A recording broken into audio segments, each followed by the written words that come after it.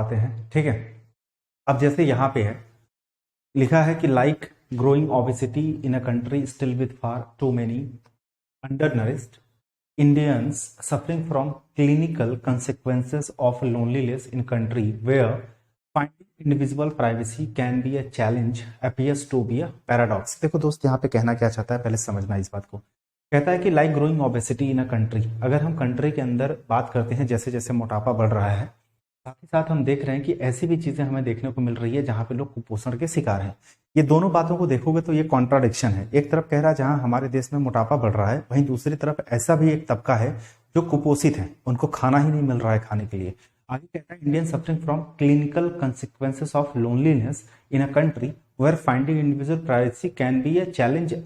अब कह रहा है कि जैसे हमारे देश के अंदर अगर देखा जाए तो प्राइवेसी पाना बहुत ज्यादा मुश्किल हो जाता है, बहुत चैलेंजिंग काम है। प्राइवेसी मतलब अकेले में समय बिताने को लेकर के बात हो रही है। और वहीं दूसरी तरफ कह रहा है कि अकेलेपन को लेकर के जो क्लिनिकल कंसिक्वेंसेस होते हैं, क्लिनिकल कंसिक्वेंसेस का मतलब हो गया जब इंसान अकेले रहता है तो अकेले रहने की वजह से उसके जो हेल्थ पे असर पड़ता है, जैसे डिप्रेशन होना, एंजाइटी होना, स्ट्रेस लेना, या कोई फिजिकल एलिमेंट जैसे शारीरिक बीमारी होना, ये सारी चीजें होती हैं क्लिनिकल कंसिक्वेंसेस। तो कह रहा है ये दोनों चीजें ही क्या है, पैराडॉक्स है, यानी ये दोनों ही चीजें कॉन्ट्राडिक्शन है, अपोजिट है। तो ये जो पहला हमारे सामने सेंटेंस दिया था जो कि वहां से शुरू था यहाँ पे खत्म हुआ, उसका बस ये बताने का मतलब था जैसे जैसे हमारे देश में मोटापा बढ़ रहा है वैसे वैसे हम देख रहे हैं बहुत सारे लोग कुपोषण का भी शिकार हैं, कुपोषित भी हैं। और जैसे जैसे कह रहा है कि अकेलेपन की वजह से लोगों में बीमारियां हो रही है, मतलब वो मेंटली अनस्टेबल हैं, स्ट्रेस ले रहे हैं, डिप्रेशन का शिकार हो रहे हैं। और देखा जाए तो हमारे देश में प्राइवेसी को पाना, यानी अकेले होना या प्राइवेसी पाना, अकेले में वक्त बिताना भी चैलेंजिंग है। दोनों कॉन्ट्राडिक्शन देखने को मिल रहा है। आगे कहते हैं कि and yet confirmation such as the one made by 2021 Agewell Foundation. एक एजवेल फाउंडेशन है, उन्होंने अध्ययन किया था 2021 के अंदर, और अध्ययन के बाद वो इस चीज को कंफर्म करते हैं, so that there is a significant rise in the number of Indians especially among the elderly feeling isolated. अब ये कह रहे हैं जो अकेलेपन को लेकर के दिक्कत है ये सबसे ज्यादा एल्डरली यानी जो बुजुर्ग हैं या जो ज्यादा उम्र के हैं उनमें देखा गया। देखिए रीजन है हमारे इंडिया के अंदर, क्या आप विश्व में भी देख सकते हैं कि जब माँ बाप बूढ़े हो जाते हैं लड़के उनके साथ नहीं रहते, या तो लड़के की मजबूरी है बाहर कमाना चला जाता है, या तो शादी के बाद उसकी बीवी उसको बाहर लेकर के चली जाती है, मतलब बहुत सारे रीजन होता है। तो माँ बाप एक समय पे अकेले पड़ जाते हैं। जैसे हम अपनी माँ की बात करते हैं, मतलब सीधा साधा यही एग्जाम्पल आप सुन लीजिए। मैंने अपनी मम्मी का जौनपुर में बहुत इलाज कराया, कोई मतलब भाई अब वहाँ पे जो हमारा होम टाउन है वहाँ पे जो डॉक्टर अच्छे थे उनके हिसाब से हमने कराया, बनारस भी लेकर के गए थे और जगह कराया हमने मम्मी का इलाज। फिर हम यहाँ पर लेकर के आए तो डॉक्टर ने बताया कि उनको डिप्रेशन है, माइल्ड डिप्रेशन। अब डिप्रेशन है क्यों, जैसे मान लो हमारे घर पे जब हम सभी लोग एक जगह पे इकट्ठा होते हैं, बहनें भी आती हैं, हम भी आते हैं, पिताजी भी आते हैं, क्योंकि यार देखो हम लोग मिडिल क्लास के लोग हैं या लोअर क्लास के लोग हैं, राइट। तो जनरली क्या है कि हमें बाहर जाना पड़ता है, हमारे पास इतना पुश्तैनी धन नहीं रखा गया है कि हम घर पे लेटे लेटे धंधा कर लेंगे, व्यापार कर लेंगे, खा लेंगे, है ना, हमें कमाना पड़ता है। तो जब हम सब लोग घर पे रहते हैं तो मेरी माता जी को किसी तरह की कोई दिक्कत नहीं होती है, लेकिन जब सब लोग चले जाते हैं उनको दिक्कत बढ़ने लग जाती है ओवर थिंकिंग की वजह से। तो यही चीज यहाँ पे है कि ज्यादातर आपको देखने को मिलेगा ये जो बुजुर्ग लोग रहते हैं उनके में। Acknowledging that loneliness is taking epidemic proportions world wide. अब कह रहे हैं कि अगर ना लोनलीनेस की हम लोग बात करें तो इसे हम लोग वैश्विक स्तर पर एपिडेमिक का दर्जा दे सकते हैं। एपिडेमिक क्या होता है, जैसे महामारी हो गई तो एपिडेमिक जो टर्म है वहां पे यूज करते हैं। जैसे मान लीजिए कोई ऐसी महामारी है जो किसी एक स्पेसिफिक रीजन या टेरिटरी या क्षेत्र में नहीं है, जो चारों तरफ फैला हुआ है। तो अगर हम लोनलीनेस की बात करें यानी अकेलेपन के शिकार की हम बात करें तो ये सिर्फ भारत में नहीं, किसी भी देश में जाकर के आप देखेंगे हर देश में आपको देखने को मिलेगा। इवन अब भारत में भी बहुत ज्यादा देखने को मिल रहा है। तो उसके लिए ये चीज कहा जा रहा है कि अगर इसको हम वैश्विक स्तर पर अगर इसको एपिडेमिक घोषित कर दिया जाए तो भी कोई दिक्कत नहीं है। वो माफ करना, WHO has formed a panel to identify mechanism that can be used to reposition the issue as the global health problem and identify effective interventions to promote social connection।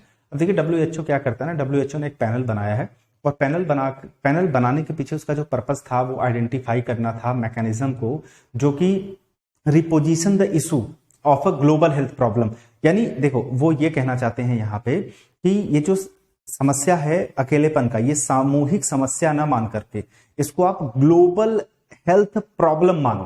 ठीक है। और इसी चीज को आइडेंटिफाई करना और साथ ही साथ इसके मतलब लोगों के बीच में सोशल कनेक्शन को प्रमोट करने को लेकर के, मतलब ये लोनलीनेस की समस्या बढ़ क्यों रही है, इस चीज को आइडेंटिफाई करना और लोगों के बीच में कनेक्शन, मतलब लोग आपस में बातचीत करें, घुले मिलें, ढंग से रहें, इस चीज को प्रमोट करने के लिए कुछ स्टेप्स, इंटरवेंशन का मतलब कुछ मेजर लेने पड़ेंगे, कुछ कदम उठाने पड़ेंगे, स्टेप लेने पड़ेंगे। Loneliness as opposed to being alone, कह रहे थे कि अकेलेपन का मतलब अकेला होना नहीं है, इस बात को ध्यान रखिएगा। अगर कोई इंसान कहीं पे अकेला है, रहता है, तो इसका मतलब नहीं वो अकेलेपन का शिकार है। तो वही कह रहा है कि अकेलेपन का मतलब अकेला होना नहीं होता है, रिफ्लेक्टिंग डेफिसिट्स इन सोशल रिलेशनशिप। अगर हम अकेलेपन की बात करते हैं तो अकेलेपन का मतलब क्या हो गया, जनरली जो हमारे सोशल रिलेशनशिप होते हैं वो बहुत कम होते हैं, लोग एक दूसरे से बातचीत नहीं करना चाहते, एक दूसरे को देखना नहीं चाहते, निंदा करते हैं, ईर्ष्या करते हैं, ठीक है, घुलते मिलते नहीं हैं, और can have a severe consequences for mortality, physical और मेंटल हेल्थ, जिसकी वजह से अगर मेंटल हेल्थ, फिजिकल हेल्थ या मोर्टेलिटी को लेकर के बहुत सारे हमें कंसिक्वेंसेस देखने को मिलते हैं। ना तो लोग मेंटली स्टेबल हैं, ना तो फिजिकली स्टेबल हैं, और जब लोगों के बीच में एक दूसरे के प्रति देखिए हीन भावना होती है, इंसान अकेलेपन का शिकार होता है, तो मोर्टेलिटी को भी लेकर के बहुत सारी समस्या आती है। तो आगे अगर हम लोग बढ़े तो कह रहे it is no longer a first world problem and can afflict everyone. अब कह रहा है कि ये फर्स्ट वर्ल्ड प्रॉब्लम नहीं रहेगी। ये फर्स्ट वर्ल्ड का मतलब ये हो गया यहाँ पे, ये जो टर्म है, देखिए इस तरह के जब स्पेसिफिक टर्म दिए जाते हैं तो इसको थोड़ा ध्यान से पढ़ लिया करिए। हो सकता है आपसे ये क्वेश्चन में पूछ दे कि जो फर्स्ट वर्ल्ड टर्म दिया गया था इसका मीनिंग क्या है, इसका मतलब क्या है। तो फर्स्ट वर्ल्ड हम ऐसे कंट्री को कहते हैं जो डेवलप्ड कंट्री होती है। जैसे अगर हम जापान की बात करें या हम अमेरिका की बात करें, ये सब डेवलप्ड कंट्री होती है। पहले होता क्या था कि जो डेवलप्ड कंट्री होती थी अकेलेपन के शिकार हैं वहां पे लोग, ऐसा सुनने में आता था, है ना। रीजन क्या था कि उनकी जो कह सकते हैं कि जो बेसिक नेसेसिटीज होती हैं उसके लिए वो लोग स्ट्रगल नहीं करते। जैसे हमारे यहाँ रोटी के लिए, मकान के लिए, कपड़े के लिए लोग अभी भी स्ट्रगल कर रहे हैं, बट उनके यहाँ इस तरह का कोई स्ट्रगल आपको देखने को नहीं मिलेगा। तो जनरली जब सारी चीजें आपके पास रहती है तो लोग ना इस कंफर्टेबल लाइफ को जीने में अलग अलग रहने लग जाते हैं, जिसकी वजह से लोग वहां पे अकेलेपन का शिकार होते हैं। और यहाँ पे क्या है कि देखिए पैसा बहुत सारा है तो आप 4 घर बनवा लेंगे, 4 लोग एक एक घर में रहेंगे, लेकिन पैसा कम है तो लोग एक ही घर में 4 लोग रहेंगे, तो उससे मेलजोल बढ़ता रहेगा, बातचीत होती रहेगी, है ना। तो पहले ये जो प्रॉब्लम होती थी वो फर्स्ट वर्ल्ड प्रॉब्लम थी, लेकिन आगे कह रहा कि इरिस्पेक्टिव ऑफ एज, और अगर हम देखो पूरी बात समझा देता हूं, ये अब फर्स्ट वर्ल्ड प्रॉब्लम नहीं रह गई है, ये हर किसी में देखने को मिलता है। हर किसी में देखने का मतलब हो गया इरिस्पेक्टिव ऑफ एज, किसी भी एज के लोग। जैसे भले हमने थोड़ी देर पहले इस चीज को थोड़ा सा फोकस किया था कि ये ज्यादातर इंडिया के अंदर आप लोगों को जो या कहीं पे भी जो एल्डर लोग होते हैं, यानी जो ज्यादा उम्र के लोग होते हैं, उनमें देखने को मिलता है। लेकिन यहाँ पे ये बात कह रहा है ये आपको इरिस्पेक्टिव ऑफ एज, मतलब किसी भी एज के लोगों में ये चीज आपको देखने को मिल जाएगा, loneliness. Britain and Japan have taken the malaise seriously enough to set up a ministry of loneliness. अब देखिए ब्रिटेन और जापान जैसे देश ने इसको लेकर के स्टेप उठाए हैं, क्योंकि उनके देश में ये जो समस्या है बहुत ज्यादा है। जैसा कि मैंने आपको बताया ना कि जो फर्स्ट वर्ल्ड जो टर्म है, यानी ऐसी कंट्री जो डेवलप्ड कंट्री होती है उन जगहों पे ये अकेलेपन का जो प्रॉब्लम है वो बहुत ज्यादा होता है, और इसकी वजह से लोग ड्रग्स वगैरह के भी एडिक्टेड बन जाते हैं। तो इसको लेकर के उन लोगों ने कुछ जो है स्टेप उठाए हैं। India too should consider setting up a policy port. अब यहाँ पे कह रहा है देखिए इंडिया के अंदर इस तरह की कोई अभी नीति नहीं बनी है इस चीज को लेकर के, बट ये चीज कह रहा है कि इंडिया को भी कंसीडर करना चाहिए पॉलिसी पोर्ट को सेटअप करने को लेकर के। पॉलिसी पोर्ट मतलब नीति विभाग, तो एक नीति विभाग बनानी चाहिए under the aegis of health ministry, यानी हेल्थ मिनिस्ट्री के अधीन में उनको एक नीति विभाग बनानी चाहिए कि जहां पे इस तरह की चीजों को भी थोड़ा प्रकाश डाला जाए। क्योंकि भाई हम इस चीज को देखो कंसीडर तो नहीं करते हैं कि अरे किसी को कह रहे वो अकेलेपन का शिकार है, लोनली, लोग उसको उल्टा सीधा बोलना शुरू कर देंगे, मजाक में, ये क्या मतलब हुआ। हो सकता है तैयारी करने वाले जितने यहाँ पे स्टूडेंट्स आप सभी लोग, हो सकता है आप भी अकेलेपन का शिकार हो सकता है इसमें से कुछ स्टूडेंट हो, क्योंकि देखो आप भी एक बंद कमरे के अंदर रहते हैं, नौकरी तो लगी नहीं है, पैसा तो है नहीं, ज्यादातर लोग जिससे प्रेम करते हैं, ठीक है, मजाक की बात नहीं, कोई लड़का हो कोई लड़की हो, तो ऐसे वक्त पे वो भी लोग साथ छोड़ के चले जाते हैं, कोई दोस्त यार भी उतना साथ नहीं रह जाता, घर वाले भी नहीं पूछते, कोई नहीं पूछता, तो बच्चा अकेलेपन का शिकार हो सकता है। तो बहुत उसकी वजह से लोग क्या करते हैं, सुसाइडल टेंडेंसी बन जाती है, मतलब दिमाग में बुरे बुरे ख्याल आने लग जाते हैं, तबीयत खराब कर लेते हैं लोग, है ना, ये बहुत सारी चीजें होती है। खैर तो India has always promoted social interdependence, कह रहा है इंडिया ने हमेशा से इंटरडिपेंडेंस को प्रमोट किया है। इंटरडिपेंडेंस क्या होता है, मतलब एक दूसरे पर निर्भर होना। जैसे हमारे यहाँ क्या होता है ना, ये कल्चर रहा है शुरुआत से, अब तो बहुत यार गेटेड सोसाइटी बन गई है जगह जगह पे। मतलब यहाँ पे जो अमीर हैं गरीब हैं बंटवारा कर दिया गया है, धर्मों में बंटवारा कर दिया गया है, बहुत सारी चीजें हैं। बट हमारे यहाँ पहले इंटरडिपेंडेंस रहा शुरू से, यानी एक दूसरे पर निर्भरता, हम आपकी मदद कर देते हैं, आप हमारी मदद कर देते हैं। हमारे यहाँ चौकड़ी लगती थी, 4 लोग बैठ करके बात करते थे, वेदर थ्रू द फैमिली और community. But rapid urbanisation minus mitigation tools like public hostels and homes has left holes in the social safety net bigger than required to be safe. अब देखिए जैसे जैसे अर्बनाइजेशन हो रहा है, यानी urban, तो अर्बनाइजेशन मतलब शहरीकरण। देखिए जैसे जैसे शहरीकरण होता जा रहा है, माइनस मिटिगेशन टूल, ये मिटिगेशन टूल क्या है, जैसे कि मान लीजिए जो पब्लिक हॉस्टल होम्स, पहले लोगों को शरण देने के लिए पब्लिक हॉस्टल्स होते थे, होम्स होते थे, घर होते थे। लेकिन जैसे जैसे शहरीकरण बढ़ता जा रहा है वैसे वैसे इस चीजें आपको बहुत कम देखने को मिल रही हैं। और उसकी वजह से क्या हो रहा है कि ये चीज आपके सोसाइटी के जो गैप हैं, जो लूप फॉल हैं, जो कमियां हैं, उनको उजागर कर रही है। और साथ ही साथ लोगों की सुरक्षा को लेकर के भी एक बहुत बड़ी बात यहां पे उठ रही है। अब आप सोच रहे होंगे कि सर शहरीकरण हो रहा है तो उसमें सेफ्टी को लेकर के कहां से बात आ जाएगी, शहरीकरण से सेफ्टी का क्या मतलब है, बहुत बड़ा मतलब है। जैसे देखिए क्या क्या चीजें होती, मैं थोड़ा सा आपको समझा देता हूं। जैसे जब शहरीकरण होने लग जाता है ना, तो ये शहरीकरण का मतलब हो गया, देखिए एक तरीके से आप कंस्ट्रक्शन समझ लीजिए। इसमें क्या करते हैं कि वनों की कटाई करते हैं, हाँ। उसके बाद इसमें जब शहरीकरण होता है, बड़ी बड़ी इंफ्रास्ट्रक्चर होती हैं, बड़ी बड़ी बिल्डिंग्स बनती हैं। तो इन बड़ी बड़ी बिल्डिंग्स में देखा जाए तो जनरली कौन रहते हैं, जिनके पास पैसा हो। तो यहाँ पे ऐसे लोग, आप कह सकते हैं कि जो गरीब होते हैं उनको पहले छांट दिया जाता है, या ऐसे कह सकते हैं कि वो पहले से ही छट जाते हैं, क्योंकि उनके पास इतना पैसा नहीं होता है कि वो उन लोगों की बराबरी कर पाए। तो इसमें क्या होता है, जब शहरीकरण होता है तो उस हिसाब से जो इनकी सुरक्षा होती है, मतलब भाई सुरक्षा भी तो देना लोगों को काम है, उस तरीके से इनकी लॉ नहीं बन पाते हैं, या ये लोग इतने अवेयरनेस नहीं होते, इतने सजग नहीं होते हैं। तो ये बहुत सारी समस्या आ जाती है शहरीकरण के साथ, ठीक है। Unfortunately, there are not enough India specific studies on the burden of enforced isolation and drivers behind its spread. अब कह रहा है कि दुर्भाग्यवश कोई भी इंडिया स्पेसिफिक स्टडी नहीं है इन्फोर्स्ड आइसोलेशन को लेकर के और इसके स्प्रेड को लेकर के। अब ये इन्फोर्स्ड आइसोलेशन क्या होता है, देखिए जैसे मान लीजिए एक एग्जांपल आप ऐसे समझ लीजिए कि जब कोविड-19 आया था तो कोविड-19 में इन्फोर्स्ड आइसोलेशन किया गया था, है ना। मतलब लोगों को घरों में रहने के लिए बाध्य किया जाता था, ठीक है। अगर हम आइसोलेशन की बात करें या लोनलीनेस की बात करें तो इसको लेकर के इंडिया के अंदर अभी किसी तरह का कोई अध्ययन नहीं है, क्योंकि हमारे यहाँ लोग इसको सीरियसली नहीं लेते हैं। Addressing this information gap should be the first step. Loneliness must be studied within the field of mental health. और कह रहा है कि लोनलीनेस जो अकेलापन है उसको मेंटल हेल्थ के क्षेत्र के अंदर रखना चाहिए, उसको स्टडी करना चाहिए to estimate its prevalence among different populations and subpopulations with experiences and psychiatric क्या लिखा है, comorbidities recorded Indians can't afford to be isolated. तो मिला जुला करके हमने ये जो ओवरऑल पैरा पढ़ा है वो आइसोलेशन को लेकर पढ़ा है, लोनलीनेस को लेकर के पढ़ा है, उसकी वजह से होने वाले जो मेंटल हेल्थ की प्रॉब्लम होती है, जैसे डिप्रेशन हो गया, एंजाइटी हो गया, स्ट्रेस हो गया, या फिजिकल एलिमेंट्स जो लोगों को होते हैं, उसके बारे में हम लोगों ने देखा क्या क्या चीजें हैं। और इवन WHO ने यहाँ तक ये बात बोल दी है कि इसको एक तरीके से आप पैंडेमिक प्रपोर्शन बोल सकते हो, यानी ये कोई सामूहिक बीमारी नहीं है, कोई एक समाज की बीमारी नहीं है, ये वैश्विक स्तर पर होने वाली दिक्कत है जो सभी लोगों के साथ हो रही है। तो ये चीजें यहाँ पे बोली गई हैं।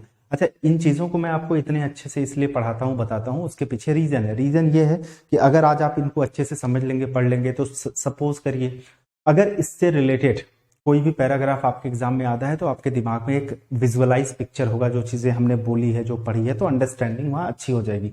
अब जैसे यहाँ पे क्या था, बेस्ड ऑन द पैसेज के आधार पर which organisation has formed a panel recognise loneliness as a global health problem. अच्छा, ये चीज किसने किया था, जरा बताना मुझे।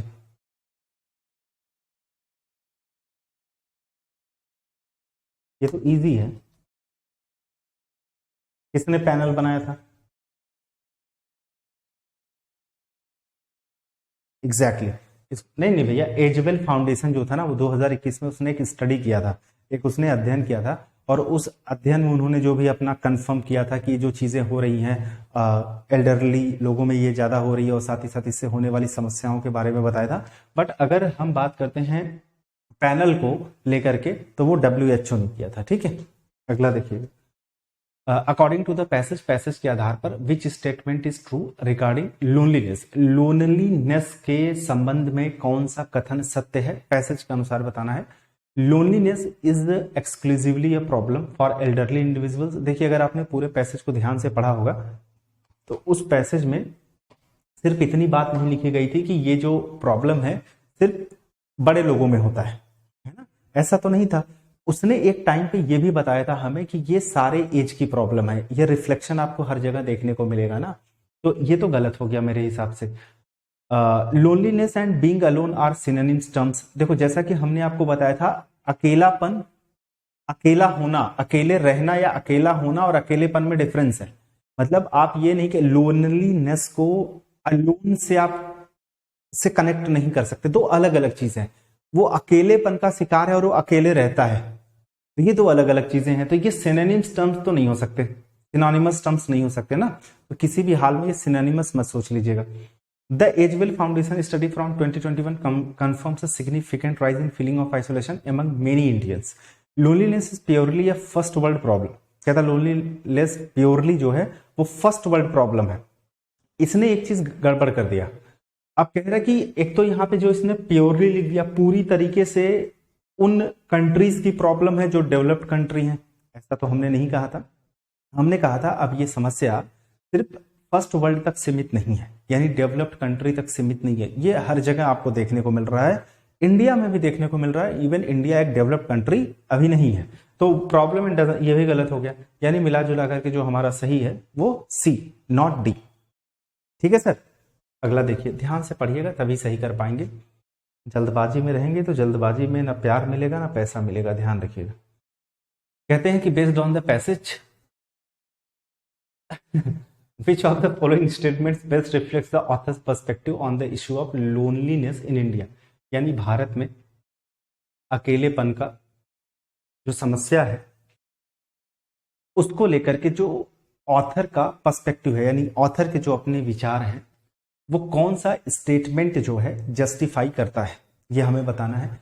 Britain and Japan are the only countries that have taken serious measures to address loneliness.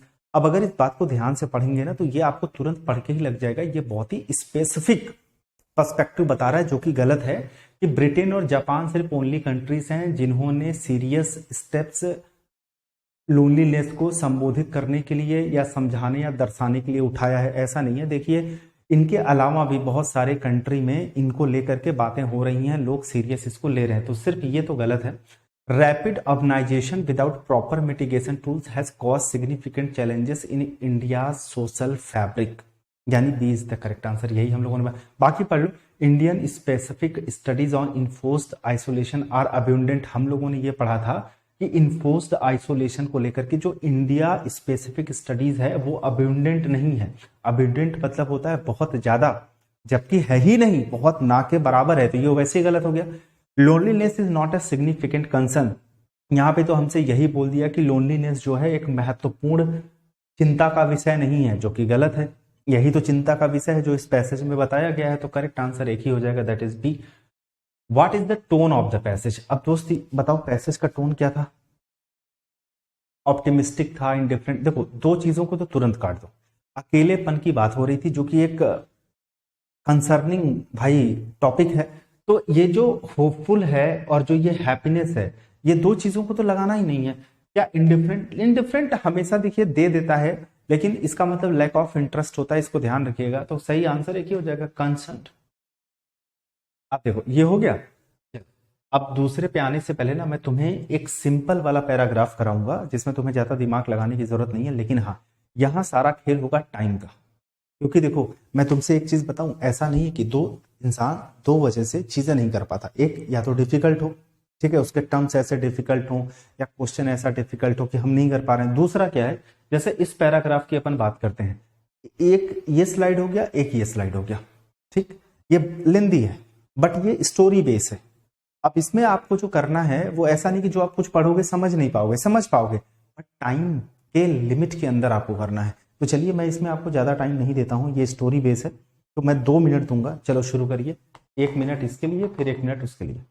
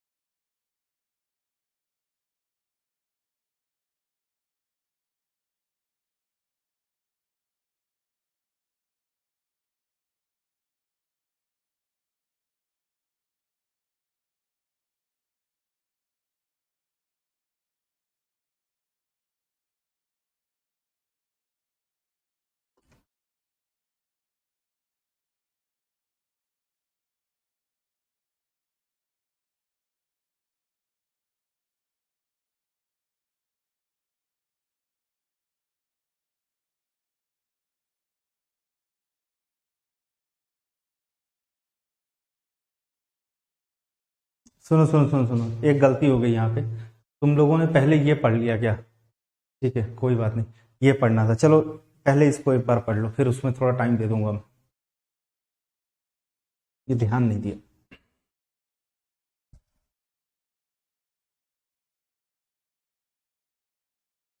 फिर वैसे कोई फर्क पड़ता नहीं है, कहानी है।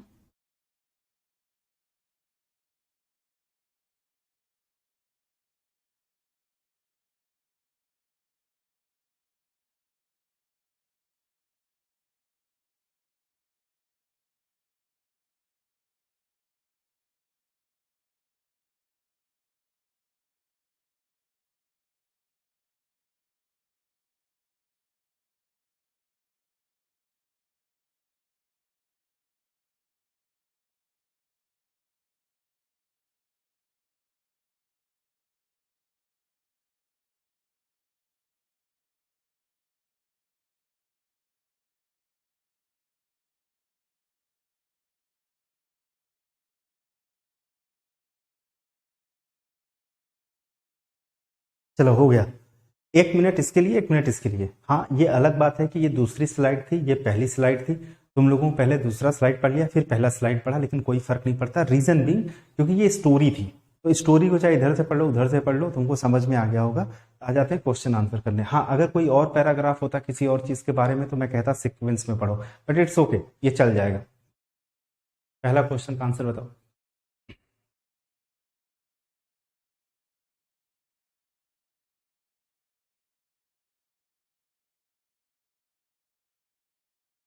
दूसरा बताना।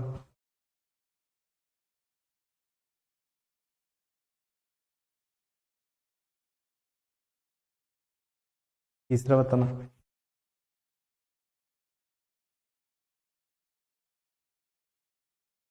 चौथा बताना।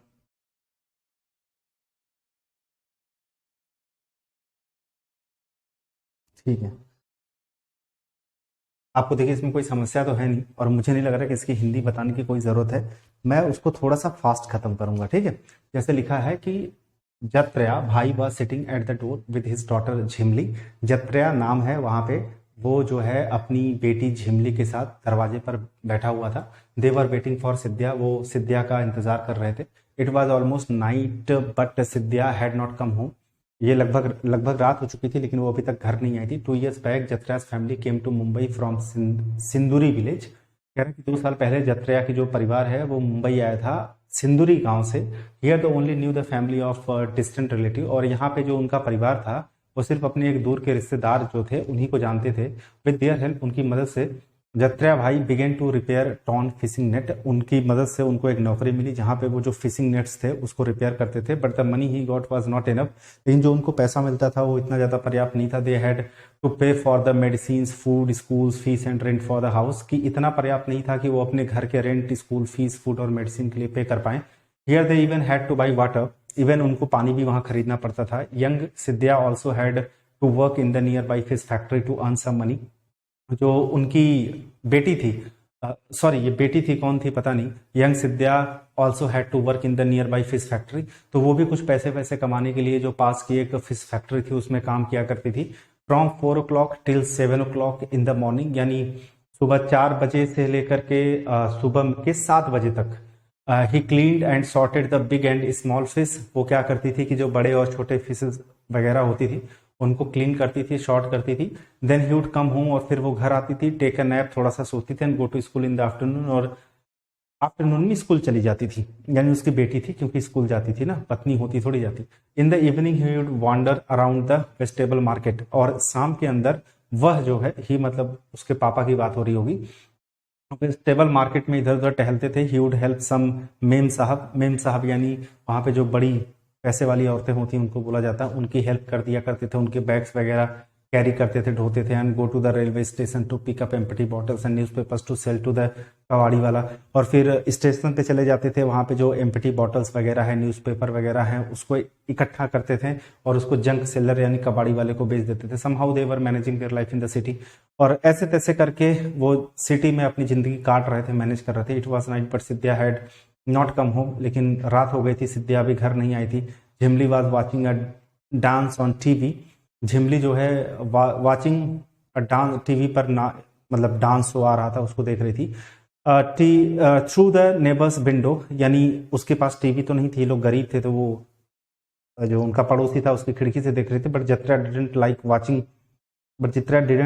वाचिंग टीवी, बट चित्रा जो था उसको ये चीज पसंद नहीं थी। Here everything was so different, यहाँ सब कुछ अलग था। The day would pass running around for work, but the evening brought back old memories. Jatra was born in Khedi village जो भी होगा, in the middle of thick green jungles and hills. His people and had been living here for many years, even before his grandfather was born. There was peace in Jatra's village, but not silence. There were so many soothing sounds. The gurgle of the flowing river, यानी जब पानी बहता है तो उससे जो आवाज आती है ना, the murmur of trees and the chirping of birds. People did farming. They would go to the nearby forest, chatting and singing together to collect wild fruits, roots and dried wood. While working with the elders, children also learnt many things: to dance together, to play flute and dhol, to make pots of clay and bamboo, to recognize birds and imitate their sounds. People collected things from the forest for their use. Some of those they would sell in the town across the river. With that money they would buy salt, oil, rice and some cloths. It was a village, यह गांव था, but people here lived together like a big family. लेकिन लोग जैसे गांव में नहीं होता, लोग एक बड़े परिवार की तरह एक साथ रहते हैं। Jatra's sister was married in the same village. People helped each other in good and bad times. The elders would arrange weddings and settle quarrels. Jatra was now a strong young man. He worked hard in the fields and caught fish from the big river. He and his friends would go to forest to collect fruits, roots and plants for medicines, and fish from the river to sell these in the town. During festival time, Jatra would dance and play the drum with boys and girls of his age. तो मिला जुला करके दोस्त ये कहानी थी, ठीक है। यहाँ पे तो जो हम लोगों ने समझ ली, पढ़ ली, अब इसके आंसर भी आराम से हो जाएंगे। Where did Jatra's family come from before moving to Mumbai, तो कहाँ से वो लोग आए थे? सिंदुरी विलेज से आए थे। यहाँ पे देखो तुमको कंफ्यूज करने के लिए क्या दिया है? खेड़ी विलेज दिया है। देखो पंजाब और राजस्थान का कोई नाम नहीं था, पर जब हमने शुरुआत में पढ़ना शुरू किया था वहां पे था कि सिंदुरी विलेज से ये लोग मुंबई आए थे, तो 20 तक करेक्ट आंसर, ना कि Khedi. What kind of work does young Siddhya do in the morning, वो मॉर्निंग में क्या करती थी? सुबह भोर के 4 से लेकर के 7 तक क्लीन एंड सॉर्ट फिश ना, फिश फैक्ट्री है ना, और उसके बाद आके सो जाती थी थोड़ी देर के लिए, फिर स्कूल चली जाती थी तैयार होकर के। What activity did Jhimli engage in while waiting for Siddhya, अब जो झिमली थी वो जब सिद्ध्या का इंतजार कर रहे थे वो दोनों, तो उस टाइम वो कर क्या रही थी? प्लेइंग विद फ्रेंड्स नहीं, watching a dance on TV, through the neighbours window भी। What was the main source of livelihood for people in Jatra's village? Fishing and selling fish, working in factories, factory गांव में तो थी ही नहीं, उसके जंगलों में है ना। Farming and collecting forest product, running small business, ये भी नहीं था, यानी वो लोग क्या करते थे? सी समझ गए? नेक्स्ट ये हो गया। चल अच्छा देखो, मेनली क्या होता है ना कि क्वेश्चन के आंसर करना तो बड़े आसान हो जाते हैं यहाँ पे, बट स्टिल ये ध्यान रखना है कि जब इस तरीके से लेंदी पैराग्राफ आते हैं तो इसको जल्दी से जल्दी निपटाने की एग्जाम में कोशिश करिएगा। तो अब आते हैं आपको लेकर के एक और पैराग्राफ पे। चलिए अब शुरू करिए।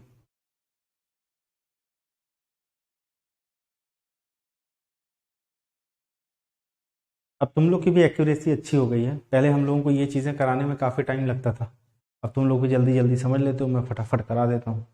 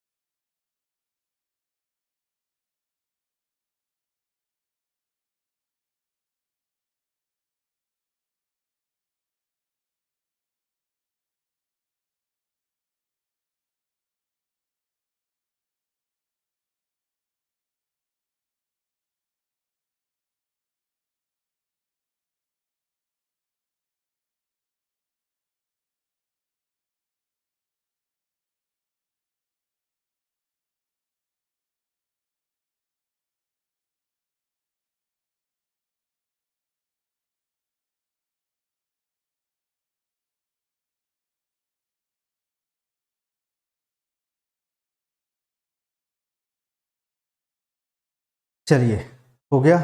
टोटल मैंने इसके लिए आपको 2.5 मिनट का टाइम दिया था, क्योंकि यहाँ पे ना थोड़ा सा उतना ज़्यादा लेंदी नहीं था, तो 2.5 मिनट टोटल दिया है। आइए क्वेश्चन आंसर पे करते हैं। पहला बताइए।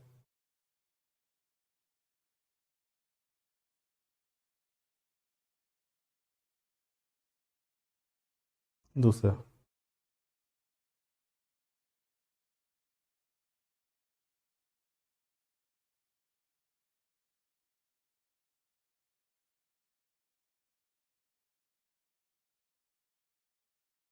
ये बताना।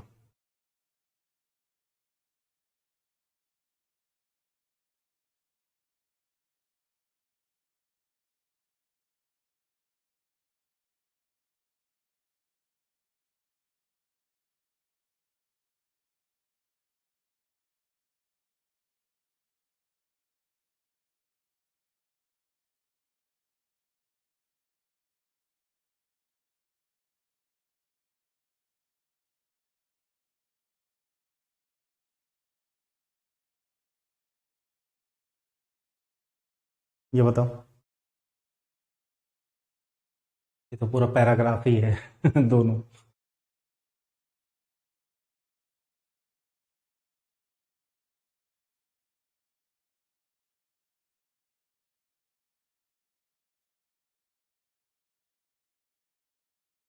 चल देखते हैं तुम लोगों ने कितना सही किया कितना गलत किया। इस पैराग्राफ को आ जाओ। देखो पैराग्राफ में क्या कहता है, समझना पहले। The Supreme Court has directed yoga guru Ramdev and Patanjali Ayurveda managing director Acharya Balkrishna to appear before it after they failed to respond to so cause notice regarding contempt proceedings in case about advertisement of firm's product and their purported medicinal efficacy। देखो ये मुद्दा क्या है कि जो बाबा रामदेव हैं सब लोग जानते होंगे और उनके जो मैनेजिंग डायरेक्टर आचार्य बालकृष्णा हैं, इनको इनके लिए मतलब ना सुप्रीम कोर्ट ने इनको आदेश दिया था कि आप कोर्ट में इनको इनके ऊपर एक केस हुआ था, सो कॉज नोटिस इनको मिला था और उसके रिगार्डिंग में उन्होंने रिस्पॉन्ड करने को कहा था और वो रिस्पॉन्ड करने में फेल हो गए थे। अब यहाँ पे दो बातें आती हैं और क्या चीज को लेकर के मिला था, तो आगे लिखा हुआ है कि उनके ऊपर ना जैसे उनके जो प्रोडक्ट्स वगैरह हैं उनको लेकर के उसके एडवर्टीजमेंट को लेकर के केस हुआ था। अब क्या केस हुआ था वो अभी हम समझा देते हैं, लेकिन थोड़ी सी बात बता देता हूं कि जनरली प्रोडक्ट्स को लेकर के किस तरह के केस होते हैं। जैसे कि बाबा रामदेव को आप जानते होंगे, इनके जो भी प्रोडक्ट्स वगैरह बनते हैं वो आयुर्वेद के नाम पे बेचते हैं, ठीक है। उसमें ये चीज एडवर्टीजमेंट के अंदर ये क्लेम किया गया था कि हम जो भी प्रोडक्ट वगैरह आपको दे रहे हैं, तो जैसे मोटापा कम करना हो गया, डायबिटीज खत्म करना हो गया और हार्ट डिजीज में बेनिफिट हो गए इसके, है ना, ये सारी चीजें होती हैं। तो इसी को लेकर के इनके ऊपर नोटिस मतलब केस हो गया था और उसी जो सो कॉज नोटिस था उसको लेकर के इनको रिस्पॉन्ड करना था, क्योंकि उसका एक टाइम लिमिट होता है, उस पर वो नहीं कर पाए, जिसकी वजह से सुप्रीम कोर्ट ने इनके जो है आड़े हाथ लिया था, ऐसा कह सकते हैं। आगे कहते हैं कि the court is hearing a petition filed by the Indian medical association, और ये जो इनके ऊपर याचिका दर्ज की गई थी वो इंडियन मेडिकल एसोसिएशन की तरफ से की गई थी, पिटीशन फाइल किया गया था, which has short action against Patanjali for violation of drugs and magic remedies objectional advertisement act 1954। मुझे ज्यादा जानकारी नहीं है, शायद इसके बारे में आपको ज्यादा जानकारी होगी, अगर नहीं पता है तो ध्यान से देखिएगा। ऐसे इन लोगों ने क्या किया था, इनके ऊपर ये जो objectional advertisement act 90 the drugs and magic remedies objectionable advertisement act 1954, इसके तहत इनके ऊपर पिटीशन किया गया था, फाइल किया गया था। रीजन ये था कि जैसे मान लीजिए आपका कोई प्रोडक्ट है, इन्होंने अपने प्रोडक्ट में एडवर्टीजमेंट कराया होगा, एडवर्टीजमेंट में इन्होंने कहा होगा कि आपके ये रोग जो हैं हमारी दवाइयों से ये खत्म हो जाते हैं। तो जनरली इस चीज का लेकर के कोई साइंटिफिक प्रमाण तो आपके पास है नहीं। जब भी आप किसी चीज को लेकर के एडवर्टीजमेंट कर रहे हैं और उसके पीछे कोई साइंटिफिक रीजन नहीं है, कोई साइंटिफिक प्रूफ नहीं है, तो ये सही मायने में धोखाधड़ी का केस बनता है, क्योंकि बहुत सारे लोगों के हेल्थ के साथ आप खिलवाड़ कर रहे हो। क्योंकि मान लीजिए जो आम जनता है, जो नहीं जानती है और ऐसा टीवी पे पब्लिकली या कहीं पे भी सोशल मीडिया पे ऐसा प्रचार देखती है, तो उसको लगता है कि अगर ये सीधे तौर पे ऐसे पब्लिकली क्लेम कर रहे हैं तो जो लोग अवेयर होते हैं वो तो बच जाते हैं, लेकिन भैया जो लोग अवेयर नहीं होते हैं ये इनके प्रोडक्ट्स को यूज करने लग जाते हैं। तो ये तो एक तरीके से जनता के साथ कह सकते हैं धोखाधड़ी हो गया। और ये हेल्थ को लेकर के धोखाधड़ी है तो ये बहुत बड़ा मुद्दा बन जाता है, क्योंकि हेल्थ तो यार प्राइमरी होती है ना, अगर वही नहीं है तो फिर सारी चीजों का क्या ही मतलब है। तो इसके तहत इनके ऊपर यह किया गया था, the act prohibits advertisements of products for the treatment of specified diseases and disorders including diabetes, heart ailment, high और low blood pressure and obesity. अब इनका जो ये एडवर्टीजमेंट था वो किस प्रोडक्ट को लेकर के था, एक ऐसे प्रोडक्ट को लेकर के था जहां पे ये क्लेम कर रहे थे कुछ स्पेसिफाइड डिजीजेस के ट्रीटमेंट को लेकर के, जिसके अंदर आपका डायबिटीज है, हार्ट से रिलेटेड बीमारियां हैं, हाई लो ब्लड प्रेशर और ओबेसिटी। मतलब ये जो मोटे मोटे मुद्दे हैं हमारे देश के अंदर, देखिए बीपी की मरीज आपको बहुत मिल जाएंगे, मोटापे आजकल बढ़ रहे हैं, क्योंकि हमने ओबेसिटी को लेकर के एक पैराग्राफ भी पढ़ा था जहां पे हम लोगों ने देखा था बच्चों में 12 मिलियन, 20 साल से ज्यादा 44 मिलियन लोग अभी हाल फिलहाल में मोटे हैं, मतलब ओबेसिटी का शिकार है, मोटापे का शिकार है। तो ये बहुत बड़ा कंसर्न है हमारे देश का। अगर इसको लेकर के कोई दवाई बेची जाए 100 रुपए, 200, 300 रुपए का, और कहा जाए ये चूरन आप खा लीजिए और गर्म पानी के साथ आपका मोटापा खत्म हो जाएगा, तो कौन नहीं खरीदेगा। करोड़ों की जनता है, अगर अच्छा खासा 5%, 10% भी अगर उसको खरीद लेते हैं तो सामने वाला तो करोड़पति बन गया, अरबपति बन गया, है ना। मतलब वो तो पहले से है, मतलब इतने पैसे उतने कलेक्ट कर लिए उससे। तो ये था the IMA which has over 3.5 lakh doctors as its members. ये देखिए जो इंडियन मेडिकल एसोसिएशन है, इसमें तकरीबन 3.5 लाख से ज्यादा डॉक्टर्स हैं, उनके मेंबर्स हैं। has also pleaded the guidelines be framed for prohibiting the publication and broadcast of advertisement that disparage modern system of medicine। अच्छा, इन लोगों ने ये जो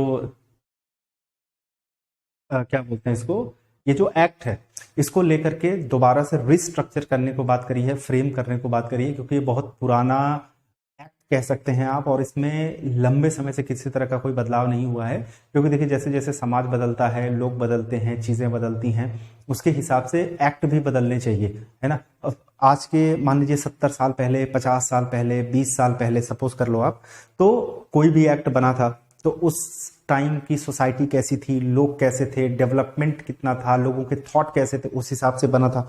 अब जैसे जैसे चीजें बदल रही है, समाज बदल रहा है, उस हिसाब से एक्ट भी बदलना चाहिए। तो इन लोगों ने इस चीज को लेकर के रिक्वेस्ट की थी, ये जो गाइडलाइंस हैं, और ये जो ब्रॉडकास्ट या पब्लिकेशन को लेकर के जो चीज़ें हैं उनको रिस्ट्रक्चर करना चाहिए, और साथ ही साथ जो मेडिसिन का मॉडर्न सिस्टम है उस पर भी इन्हें ध्यान देना चाहिए, जिससे लोग धोखाधड़ी लोगों के साथ ना कर पाए।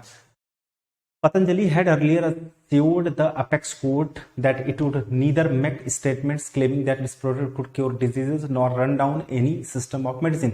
अच्छा, अभी हाल फिलहाल में पतंजलि ने जो अपेक्स कोर्ट मतलब ऊपर की जो अदालत थी उसमें इन्होंने इस चीज को लेकर के सुनिश्चित किया था कि अब हम किसी भी तरह का कोई ऐसा स्टेटमेंट नहीं जारी करेंगे अपने प्रोडक्ट को लेकर के जिसमें हम ये बता रहे हो कि हम इस प्रोडक्ट से आपके रोग का इलाज कर देंगे, या फिर ऐसी कोई चीज हम उसमें बोलेंगे जो सही मायने में ना होती हो या सही ना हो। ठीक है, हालांकि the company has eligibly violated this undertaking. अब लेकिन कंपनी ने अपनी इस जो उन्होंने अश्योरेंस दिया था, जो उन्होंने उनको सुनिश्चित किया था, इस चीज का उन्होंने उल्लंघन किया, मतलब वो अपनी बात पर कायम नहीं रहे। No matter whether it is allopathy, ayurveda or homeopathy, the claims of efficacy should be backed by verifiable and irrefutable evidence। अब देखो यहाँ पे ये चीज बोली जा रही है कि भैया देखो, चाहे हम एलोपैथी दवाइयों की बात करें, चाहे आयुर्वेदा की बात करें, चाहे होम्योपैथी की बात करें, कोई भी दवाई हो, जैसे जनरली लोग आयुर्वेदिक के नाम पे कुछ भी चटा देते हैं लोगों को, होम्योपैथी के नाम पे कुछ भी खिला देते हैं लोगों को डर बस किस बात से है? डर उनको एलोपैथी से, भैया ये किडनी खराब कर देता है, ये खराब कर देता है। लेकिन जनरली देखा जाए अगर आयुर्वेदिक के नाम पे लोगों को आप कुछ भी, ठीक है, जैसे मान लो कहीं पे किसी ने गू कर रखा है, अब बाद में उसको ला करके रगड़ देते हैं, ठीक है, भले वो किसी कुत्ते का हो, अब उसको पाउडर बना के किसी को फंकवा दीजिए, उसको लगा थोड़ा अजीब लग रहा है, हाँ ये आयुर्वेदिक दवाई है, हमको कुछ नहीं होगा। तो जनरली एक मेंटेलिटी बन गई है हमारे सोसाइटी के अंदर, ठीक है, कि अगर आयुर्वेदिक के नाम पे या होम्योपैथी के नाम पे देखा जाए तो लोग उतना जनरली सवाल नहीं उठाते हैं। बट लेकिन यहाँ पे बोला जा रहा है कोई भी हो, एलोपैथी हो, आयुर्वेदा हो, होम्योपैथी हो, कि इसकी the claims of efficacy should be backed by verifiable and irrefutable evidence. यानी उसके लिए आपको एविडेंस पेश करने पड़ेंगे और वो एविडेंस सत्यापित होने चाहिए, यानी वेरीफाई होनी चाहिए। ठीक है, मतलब जिसका आप सत्यापन कर सके, जिसका आप सबूत दे सकें, अदरवाइज इसको सपोर्ट नहीं करना चाहिए। Various stakeholders, doctors, patient, pharmacist and pharma company should rely on scientific data to dispel misinformation and hearsay fuelled by social media. अब कह रहे हैं जितने भी डॉक्टर हैं, पेशेंट हैं, फार्मासिस्ट हैं, फार्मा कंपनीज हैं, कह रहे हैं कि इनको जो साइंटिफिक डेटा है उस पर रिलाई करना चाहिए। ठीक है, और साथ ही साथ जितनी भी मिस इन्फॉर्मेशन है उसे नष्ट कर देना चाहिए। ठीक है, and hearsay fuelled by social media, ये जो हेयर से फ्यूल्ड लिखा हुआ है इसका मतलब यहाँ पे है कुछ बातें बिना प्रूफ के स्प्रेड की जा रही हैं जो कि लोगों के लिए भ्रामक हैं, उसको भी खत्म करना चाहिए। क्योंकि जनरली आप देखते होंगे ना आजकल सोशल मीडिया पे कोई कुछ भी बोल रहा है, तो हेयर से फ्यूल्ड का मतलब हो गया ऐसी बातें जो लोगों के लिए भ्रामक हैं, जो लोगों के अंदर गलत फहमियां पैदा कर रही है, मिस इन्फॉर्मेशन वगैरह दे रही है, उनको क्या करना चाहिए? डिस्पेल करना चाहिए। डिस्पेल का मतलब क्या हो गया? नष्ट कर देना चाहिए। ठीक है, और जो कुछ भी अगर आप रिलाई करते हो तो साइंटिफिक डेटा के बेस पे ही रिलाई करिए। आगे कहते हैं कि it is also imperative to review the 70-year-old act. कह रहा है कि ये बहुत ज्यादा जरूरी है, इम्परेटिव मतलब मैंडेटरी है कि जो 70 साल पुराना ये एक्ट है उसका रिव्यू होना चाहिए दोबारा से एक बार। अंडर द लॉ इम्प्रिजमेंट में extend up to 6 months for the first conviction. अगर देखो इस चीज में अगर पहली बार कोई इस तरह की कोई गलती करता है तो उसे सिर्फ 6 महीने की जेल होती है। In case of a subsequent conviction, अगर वो दोबारा इस चीज को रिपीट करता है तो maximum prison term is 1 year। अच्छा एक बात बताइए, ये कोई सजा है? मतलब जितनी बड़ी गलती है अगर उस हिसाब से देखा जाए तो 6 महीने या साल भर की तो कोई सजा है नहीं, है ना? तो कह रहा है कि this penalty is not enough to deter unscrupulous elements who play with the health of unsuspecting people. अब कह रहा है कि ये तो एक तरीके से देखा जाए तो ये जो सजा है ये तो कुछ भी नहीं है ऐसे लोगों को जो दूसरों के हेल्थ के साथ खिलवाड़ कर रहे हैं उनके लिए। The law must be made stringent both in terms of imprisonment and quantum of fine. कह रहा है कि जो लॉ है ना ये दोनों कॉन्टेक्स्ट में मजबूत होना चाहिए। जेल की जो सजा इनको होती है वो भी बढ़नी चाहिए, साथ ही साथ इसको लेकर के जो क्वांटम ऑफ फाइन यानी जो पेनाल्टी होती है वो भी बढ़नी चाहिए। In 2020 the health ministry had proposed amendments to act in order to expand its ambit. अच्छा 2020 में हेल्थ मिनिस्ट्री ने प्रस्तावित किया भी था इस चीज को लेकर के, इस एक्ट को लेकर के, कि इसको मॉडिफाई करने की जरूरत है, इसमें अमेंडमेंट की जरूरत है, सुधार की जरूरत है ना? The process to firm up the legislation and align it with contemporary requirement should not be delayed further. तो ये मिला जुला करके इसके बारे में जो हम लोगों ने पढ़ा, अब आते हैं इसके आंसर पे। What is the tone of the passage? Passage का टोन ऑप्टिमिस्टिक था, क्रिटिकल था, सपोर्टिव था, इंडिफरेंट था? बताना जरा। पूरा पैसेज अगर आपको समझ में आ गया होगा तो आप आराम से बता दोगे। अब इसको आप एलिमिनेट करके बता दोगे। हम पढ़ रहे थे ऐसे लोगों के बारे में जो इस तरीके से किसी भी चीज को अपने प्रोडक्ट को बेचने के लिए आयुर्वेदा का सहारा लेते हैं, होम्योपैथ का सहारा लेते हैं, या फिर ऐसे एडवर्टीजमेंट के अंदर लोगों से झूठे वादे करते हैं।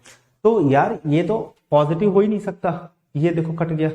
Indifferent, critical. इंडिफरेंट तो लैक ऑफ इंटरेस्ट होता है, जिसको हिंदी में उदासीन बोलते हैं। तो ये गलत हो गया, तो बी हो गया। ठीक है, नेक्स्ट वाला बताओ।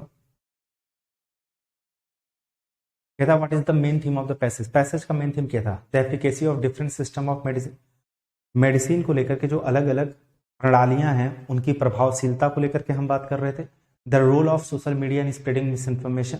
मिस इन्फॉर्मेशन को स्प्रेड करने में सोशल मीडिया की क्या भूमिका है? ये तो साफ साफ गलत है ना। The need for stricter laws to regulate misleading. एक सेकेंड, मैं इसको गलत कह रहा हूं, एक बार थोड़ा पढ़ लेते हैं। ठीक है, पूरा पढ़ लेते हैं। The need for stricter laws to regulate misleading advertisement in health care. The importance of scientific data in health care strengthen law to deter Patanjali others. अगर ना इस बात को समझा जाए तो मेनली ये चीज बताई जा रही थी इसके अंदर कि हमें कुछ ऐसे लॉ बनाने चाहिए जो कि इतने मजबूत होने चाहिए, इतने स्ट्रिक्ट होने चाहिए कि इस तरह की अगर कोई भी कंपनी या कोई भी इंडिविजुअल ऑर्गेनाइजेशन गलती करता है तो उसके लिए सजा बहुत सख्त या कड़ी होनी चाहिए। तो actually the need for stricter laws to regulate misleading advertisement in health care, क्योंकि बहुत लोग इस तरीके से बेचते हैं अपनी दवाइयां, है ना।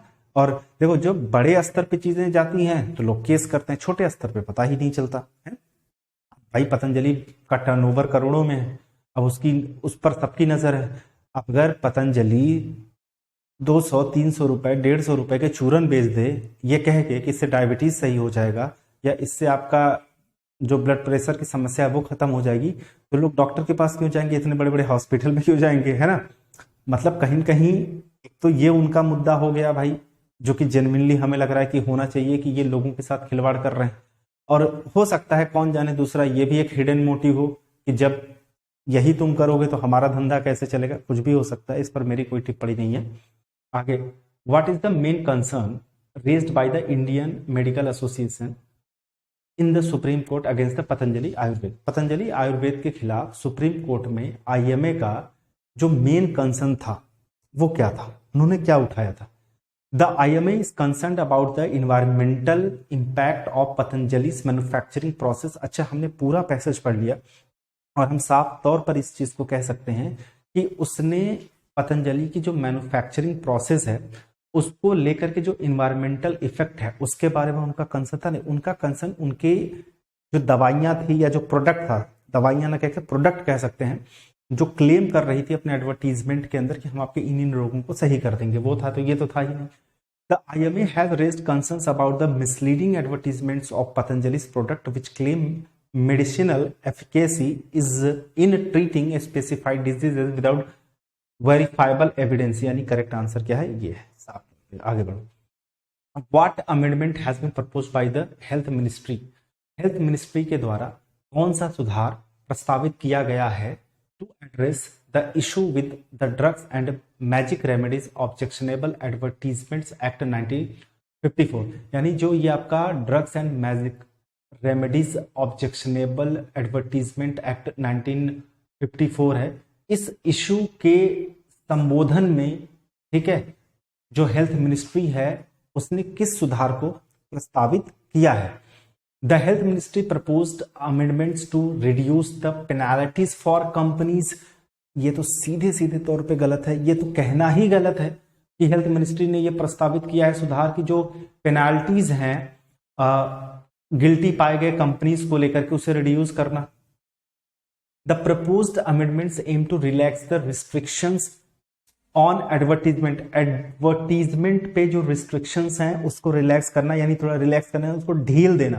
भैया यहाँ पे कड़ाई की बात चल रही है और स्ट्रिक्ट लॉ बनना चाहिए, ना कि उसको ढील देने की बात। ये भी गड़बड़ हो गया।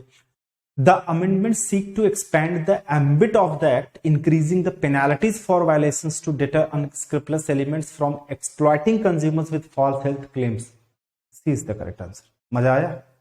देखो 3 पैराग्राफ हम लोगों ने कितनी देर में कर लिया, यानी 1 घंटे के अंदर कर लिया। और भाई 3 हम लोगों ने पैसेज किया, मजाक बात थोड़ी है। अब आ जाओ क्लोज टेस्ट। इजी है। तो सबसे पहले 1 मिनट का टाइम, आप मतलब 45 सेकंड का टाइम देता हूं, एक बार पढ़ लो जल्दी से।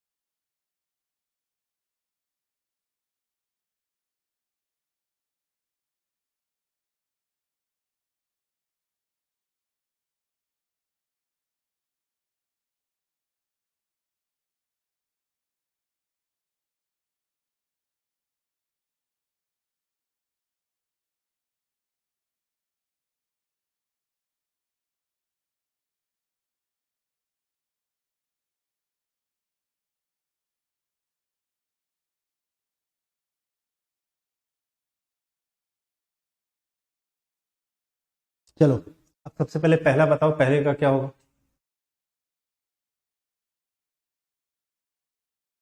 दूसरा बताओ।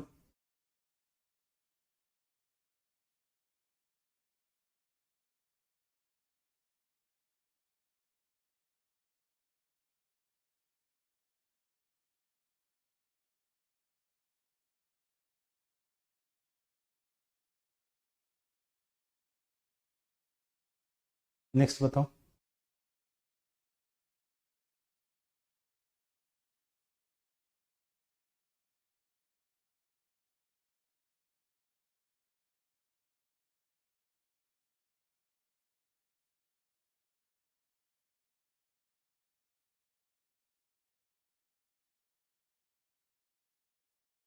नेक्स्ट बताओ।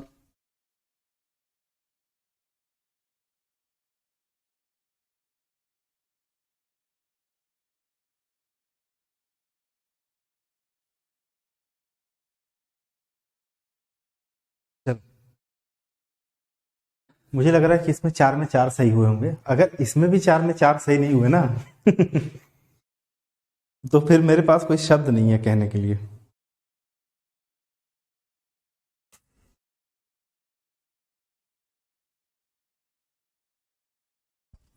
देखिए, according to a newspaper report, a former captain of the Indian wheelchair cricket team, ठीक है, has now been forced to as a laborer to support his family. In the context of COVID-19 pandemic and lockdown, the children he used to earlier have stopped coming to him for a few months. Their parents said there was no money to pay for their. अब जरा गौर करना इस चीज को लेकर के, मैं क्यों बार बार कहता हूं कि पूरा चीजें पढ़ लिया करो तुम लोग।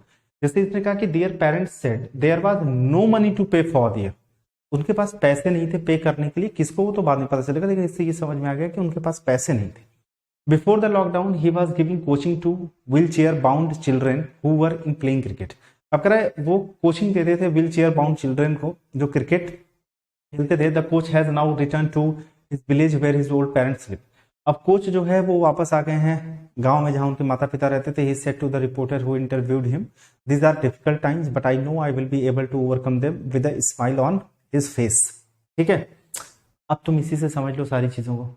अब कह रहा है कि according to news report, a former captain of the Indian wheelchair cricket team has now been forced to as a labourer to support his family. तो अपनी फैमिली को सपोर्ट करने के लिए, क्योंकि हमने आगे पढ़ा कि भाई वो अपने माँ बाप के यहाँ लौट करके चले आए हैं और कह रहे हैं कि डिफिकल्ट टाइम्स है, अब बच्चे नहीं आ रहे हैं उनके पास इस टाइम, है ना। अकॉर्डिंग टू पैसेज हम लोग बात करें तो यहाँ पे टू एम्प्लॉय मतलब तो हायर करना होता है, ठीक है। सर्व का मतलब कहीं पे हेल्प करना, एड करना, सपोर्ट करना, ठीक है, सेवा देना अपनी, ये चीज होता है। सुपरवाइज मतलब मैनेज करना होता है। तो यहाँ पे क्या हो जाएगा, वर्क। ये बता रहे हैं, वाह बेटा वाह, बहुत सही जा रहे हो। हैं बुद्धिहीनी, शर्म नहीं आ रही तुमको? अरे सुपरवाइज का क्या मतलब होता है? सुपरवाइज का मतलब होता है मैनेज समथिंग, वर्क होगा, this means to perform task और labour, person is now working as a labourer. भाई अगर एज अ लेबरर है, यहां लिखा भी है, काम ही करेगा ना, सुपरवाइज करेगा बेवकूफ, ठीक है। तो पटक के दो कोहनी मारो ना, इनकी सारी बुद्धि खुल जाएगी। इन द कॉन्टेक्स्ट ऑफ कोविड-19 pandemic and lockdown the children he use to coach, learn, teach या स्टडी। बताओ क्या आंसर की। हमारे यहाँ जब हम लोग गांव में पढ़ते थे तो मुझे याद है वहाँ पे एक चपरासी, एक राम दुलार उच्चतर, ऐसे पता नहीं क्या ही कुछ नाम था, नहीं नाम नहीं याद रहा, ऐसे ही कुछ था, कोई स्कूल था, वहाँ का जो चपरासी था वो गिरा के मारता था भाई, उसको इतनी अथॉरिटी होती थी। आप कहीं हाफ डे में भाग जाइए, कभी ऐसे भाग जाइए, तो हम लोग जनरली जब भागते थे तो अरहर के खेतों से होकर के भागते थे, क्योंकि वहाँ कोई देख नहीं सकता था। तो 43 क्वेश्चन सही हुए हैं हॉलीवुड में, बहुत बढ़िया। इसका क्या हो जाएगा, इसका अच्छा क्या बता रहा हूँ, बी होगा इसका, इसका इसका क्या होगा,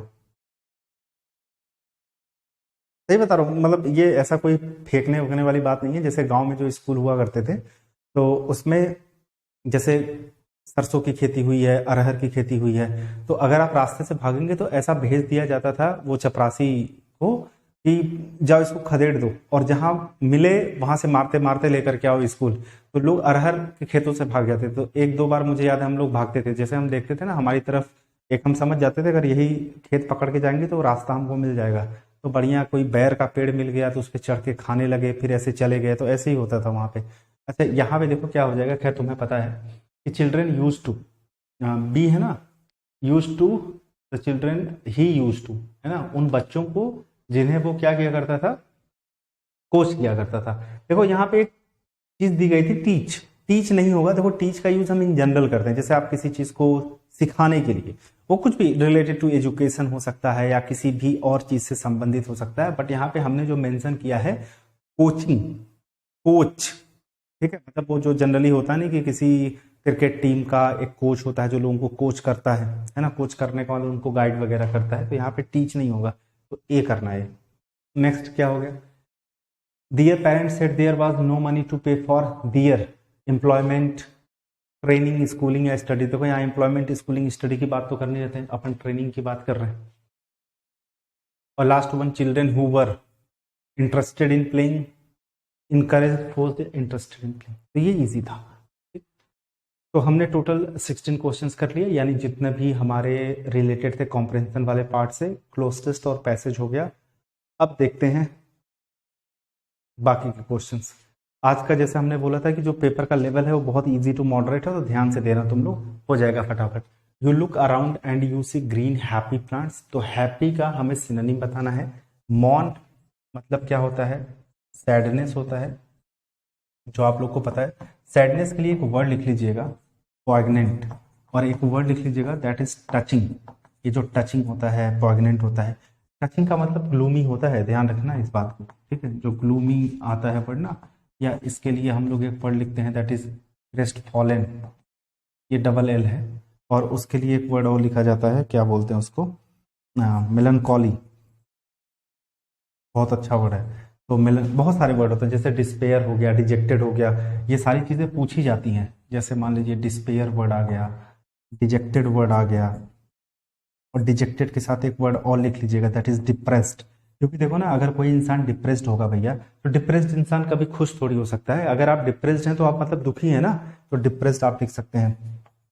इसके लिए हम लोग डाउन हार्ट वर्ड लिख सकते हैं, इसके लिए डाउन कास्ट वर्ड लिख सकते हैं, इसके लिए डिस्पेयर शब्द लिख सकते हो, ठीक है, ये चीज, डिस्ट्रेस लिख सकते हो, डिस्पॉन्डेंट लिख सकते हो। तो ये सारी चीजें आपको याद होनी चाहिए। जैसे अगर हमने आपसे ये बोल दिया ना मॉर्न, तो आपको सैडनेस तो सबको पता है, बट जैसे poignant, touching, gloomy, crestfallen, despair, melancholy, despair 2 बार हो गया, खैर, distress, despondent, downhearted, dejected, depressed, downcast.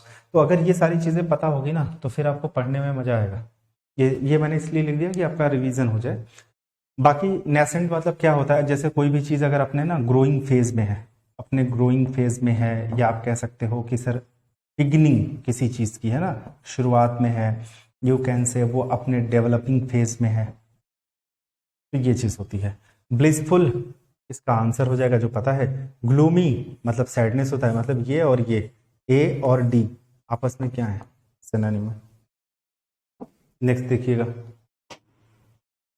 यहाँ पे लिखा है कि select the incorrect spelled word, हमको बताना है। तो इंजॉइन, इंजॉइन का मतलब क्या होता है, इसका मतलब होता है कमांड देना किसी को। कमांड देने का मतलब होता है किसी को ऑर्डर देना, ठीक है, ये चीज हो गया कमांड देना, इंस्ट्रक्शन देना। और लॉयटर, लॉयटर का मतलब क्या होता है ना, डॉडल। अब देखो डॉडल मतलब नहीं पता तो स्ट्रॉल लिख लेना, स्ट्रॉल मतलब भी नहीं पता तो वो लिख लेना लिंगर। अब आप कहोगे सर इन सब का मतलब नहीं पता है, ठीक है, तो फिर अगर इन सब का मतलब तुम्हें नहीं पता है तो तुम फिर पढ़ाई छोड़ो फिर करने का मतलब कुछ नहीं है, ठीक है। एक और लिख लेना मिएंडर। चलो इसका मतलब अगर तुम्हें समझ में आ गया तो मुझे लग रहा है कि तुम्हारा काम हो गया। बट अगर कोई ऐसा लड़का है जिसको जितनी भी यहाँ पे मीनिंग लिखी है कोई मीनिंग नहीं पता, ना डॉडल पता है, ना स्ट्रॉल पता है, ना लिंग पता है, ना मिएंडर पता है, तो उसके लिए थोड़ा सा दिक्कत है। वैसे इसका मीनिंग क्या होता है, वॉक विद नो पर्पस। जैसे आपने कुछ लोगों को देखा होगा उनके पास कोई पर्पज नहीं होता, मतलब वो पर्पजलेस इधर से उधर उधर से इधर क्या करते रहते हैं, घूमते रहते हैं ना, तो उन्हीं के लिए बोला जाता है। जैसे डॉडल है, स्ट्रॉल है। स्ट्रॉल मतलब क्या होता है, जैसे स्ट्रॉल का मतलब हम लोग बोलते हैं वॉक इन अ रिलैक्स्ड वे, कोई ऐसा इंसान जो बिल्कुल रिलैक्स होकर के घूमता टहलता है। तो चाहे हम ये बोलें चाहे ये बोलें, वॉक विद नो पर्पस, यानी एक ऐसा इंसान जिसके पास कोई पर्पज नहीं है, राइट, बस इधर उधर अपना मस्त होकर के भटक रहा है, उसके लिए हम लोग यूज करते हैं। डन। तो बाकी हम लोगों ने ये देखो, एक आयोडीन की कमी से कौन सा रोग होता है, घेंघा, वो ये लोगों को रटाया जाता था, तो वो आयोडीन है, वो तो सही है। वायलेंट में दिक्कत है, यहाँ पे आई कर लीजिएगा, यहाँ पे ओ कर लीजिएगा, ठीक। हाँ देखो ट्रैम्प भी बोल सकते हैं, ठीक है, बिल्कुल बोल सकते हैं। जैसे अगर तुम लोग यहाँ पे ये चीजें लिख दो, अब इसके अलावा मान लो अगर ये चीजें नहीं आती हैं तो इनकी जगह पे तुम्हारा ये जो तुम वर्ड बता रहे हो, ट्रैम्प आ सकता है, वैगा बॉन्ड आ सकता है, इनका भी मतलब वही होता है ना, रोम हो गया, या तुम्हारा वांडर हो गया, जो इधर उधर भटकते रहते हैं, होमलेस या पर्पजलेस रहते हैं, या तुम्हारा नोमैड हो गया। नोमैड नहीं आता है तो नोमैडिक आ जाता है, ये भी नहीं आता है तो एटिनरेंट आ जाता है, ये सब पूछा जाता है, एटिनरेंट आ जाता है। एटिनरेंट नहीं आता है तो माइग्रेंट आ जाता है। ये माइग्रेंट उससे बना है ना, जैसे तुमने एक देखा होगा माइग्रेशन, जो लोग पलायन करते हैं एक जगह से दूसरे स्थान पर जाना, उसी को तो बोला जाता है, तो ये माइग्रेंट भी आ जाता है। वैगा बॉन्ड आ जाता है तो वैग्रेंट भी आ जाता है। तो ये चीजें तो भैया तुम्हारे जबान पे होनी चाहिए। रीजन बीइंग क्योंकि ये बहुत फ्रिक्वेंटली आस्क्ड क्वेश्चंस हैं या वर्ड्स हैं, तो ये तुम्हें पता होना चाहिए, तो इनको ध्यान रखना, ठीक। आगे चलो, लिखा है कि select the grammatically correct version of the following sentence, ठीक है। I like my puppies Mac and Matt but I like Matt best. पहला जो दिया है वही गलत है। कैसे, क्योंकि ये सुपरलेटिव डिग्री है, सुपरलेटिव डिग्री के पहले द लगता है, पहली चीज ये गलत। दूसरी चीज I like my puppies Mac and Matt, कितने लोग हैं, 1+1, क्योंकि एंड का मतलब जोड़ना होता है, 2 लोग हैं। तो एक्चुअली जब हम बात करते हैं वन वर्सेज अनदर की, जब हम किसी एक की दूसरे से तुलना करते हैं तो कौन सी डिग्री होती है, कंपैरेटिव डिग्री होती है। ये क्या है, सुपरलेटिव डिग्री। मोस्ट का कोई मतलब नहीं, मच नहीं होगा, बेटर ही हो पाएगा, क्योंकि हम सीधी सीधी बात कर रहे हैं, हम कंपैरेटिव डिग्री की बात कर रहे हैं, तो उसके लिए बेटर ही यूज होगा। Select the option that expresses the given sentence in direct speech. पहले इसका आप बताइए फिर मैं बताऊंगा।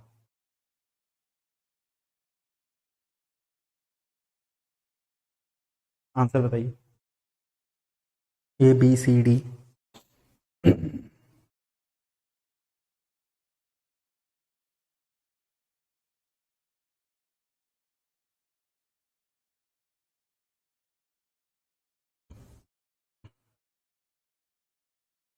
डी होगा, चलो अच्छा ठीक है। अच्छा एक चीज तुम ध्यान रखना कि पहली बात तो ये जो तुम्हारा लिखा था सब्जेक्ट के बाद वर्ब की पहली फॉर्म है, यानी प्रेजेंट इंडेफिनिट में है, तो जाहिर सी बात है तुम्हारा डायरेक्ट, अगर ये इनडायरेक्ट स्पीच प्रेजेंट इंडेफिनिट में है तो तुम्हारा डायरेक्ट स्पीच भी प्रेजेंट इंडेफिनिट में ही रहा होगा। तो यहाँ पे आर सेइंग, यहाँ पे सेड, यहाँ पे से है ना, जो कि दोनों जगह सही है। मेनी यंग पीपल वर, है ना, अगर यहाँ पे आर है, क्योंकि जैसा कि हम लोगों को पता है कि अगर प्रेजेंट इंडेफिनिट में हमारा रिपोर्टिंग वर्ब होता है या फ्यूचर में होता है तो चेंज होता नहीं है, तो आर का आर ही रहना चाहिए, तो यहाँ पे वर्ब दे दिया, ये गलत हो गया। खैर मैंने ये तुमसे पूछा क्यों था पता नहीं, मुझे पूछना नहीं चाहिए था, ये तो ईजी था। Select the incorrectly spelled word, ये बताना एक बार। पहले मैं इसकी मीनिंग समझा दूं सारी की सारी, एक रिवीजन हो जाएगा। खैर इसमें अगर हम लोग ऑफ स्प्रिंग की बात करते हैं तो इसका मतलब देखो चिल्ड्रेन होता है, जैसे चिल्ड्रेन भी ऑफ मतलब संतान जिसको अपन बोलते हैं ना, यंग ऐसा भी अपन बोल सकते हैं, चिल्ड्रेन बोल सकते हैं हम लोग, यंग बोल सकते हैं, किड्स बोल सकते हैं, ये सारी चीजें। फिर अगर हम लोग ऑफ सूट की बात करते हैं तो बताओ भैया कोई ऑफ सूट का मतलब किसी को पता है क्या? बाकी ऑफेंस का मतलब क्राइम होता है, ऑफिशिएट का मतलब क्या होता है? ऑफिशिएट का मतलब होता है टेक चार्ज।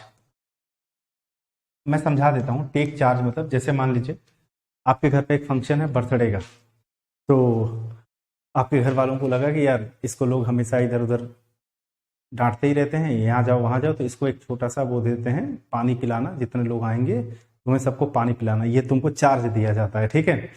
तो मतलब किसी भी चीज का, जैसे कोई मीटिंग है या कोई भी इवेंट हो रहा है, गैदरिंग हो रही है, वहां पे चीजों को लेकर के अगर आपको चार्ज दे दिया गया तो वो ऑफिशिएट होता है, इसी को बोलते हैं ऑफिशिएट, ठीक है। तो इसके लिए तुम जैसे वो लिख लो, प्रीसाइड लिख लो, ये बड़ा अच्छा वर्ड है, इसको ध्यान रखना। अगर पूछा जाए तो, नहीं पूछा जाता है तो कोई बात ही नहीं है। जैसे एक वर्ड तुम लिख सकते हो सुपरवाइज, ठीक है, ये भी लिख सकते हो। जैसे लिख सकते हो यहाँ पे कंडक्ट, ये भी लिखा जा सकता है, क्योंकि अब भाई चार्ज तुम्हारे हाथ में है ना, तुम उस चीज को लेकर के इंचार्ज हो, अब उस चीज को तुम कंडक्ट कराओ ना, ठीक है। एडमिनिस्टर लिख लो, एडमिनिस्टर, ये भी तुम्हारा करेक्ट आंसर हो जाएगा, ठीक है। या लीड, थोड़ा ना रिलेट करके चीजों को पढ़ा करो। अब जैसे ऑफिशिएट वाला हमने तुम्हें चार्ज दे दिया, अब तुम्हें चार्ज दे, तुम्हारे अंदर तुम्हारे हाथ में मालिकाना हक आ गया उस चीज को लेकर के, अब ये कर लो, सुपरवाइज करोगे। सुपरवाइज मतलब क्या हो गया? मैनेज करना किसी चीज को, है ना, ऐसी बनती है चीजें। या फिर तुम उसको एडमिनिस्टर कर रहे हो, या तुम उसे क्या कर रहे हो, लीड कर रहे हो, समझ गए। अब इसका जो करेक्ट आंसर था ये तुम्हारा क्या है? ऑफेंस। और अच्छा, ऑफेंस मतलब क्या होता है? ऑफेंस मतलब क्राइम होता है, क्राइम, ठीक है।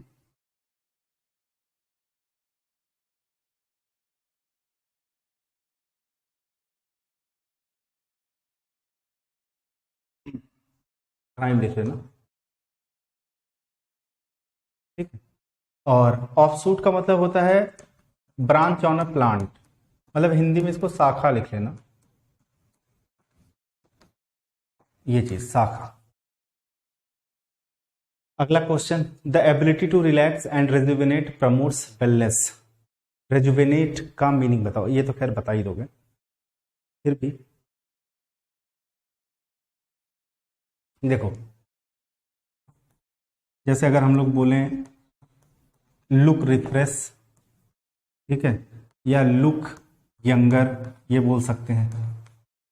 तो इसका जो सिनोनिम हो जाएगा, जैसे सिनोनिम रिस्टोर सिनोनिम हम लिख सकते हैं, ठीक है। रिवाइटलाइज लिखा जा सकता है, चाहे एस लिख लो चाहे जेड लिख लो, दोनों सही हो जाएगा। रिवाइव लिखा जा सकता है ना, तो रिवाइव हो गया, रिवाइटलाइज हो गया, रिस्टोर हो गया, ये चीजें होती हैं। अब यहाँ पे अपडेट दिया है रेप्लेनिस। रेप्लेनिस मतलब भी रिस्टोर करना होता है। जैसे मान लीजिए कोई एक ऐसा इंसान है जो बहुत अल्कोहलिक है, या मान लीजिए स्मोकर है, सिगरेट वगैरह बहुत पीता है, तो डॉक्टर ने उससे बोला कि तुम सिगरेट छोड़ दो 2 महीना 6 महीने के लिए। तो जब वो सिगरेट छोड़ देगा तो डॉक्टर ने कहा जो तुम्हारे सेल्स हैं वो रेप्लेनिस हो जाएंगे। रेप्लेनिस का मतलब जो सेल्स तुम्हारे प्रभावित हुए हैं, या कह सकते हैं जो डैमेज हुए हैं, ऐसे कह सकते हैं जो डैमेज हुए हैं वो दोबारा से रिस्टोर हो जाएंगे, और दोबारा से मतलब एक उस आदमी की तरह हो जाएंगे जो सिगरेट नहीं पीता है, मतलब जो हेल्दी पर्सन होता है उसकी तरह हो जाएंगे। तो ये जो रेप्लेनिस दिया है, तो रेप्लेनिस मतलब भी रिस्टोर होता है, तो अपन इसको सिनोनिम बोल सकते हैं इसका, ठीक है।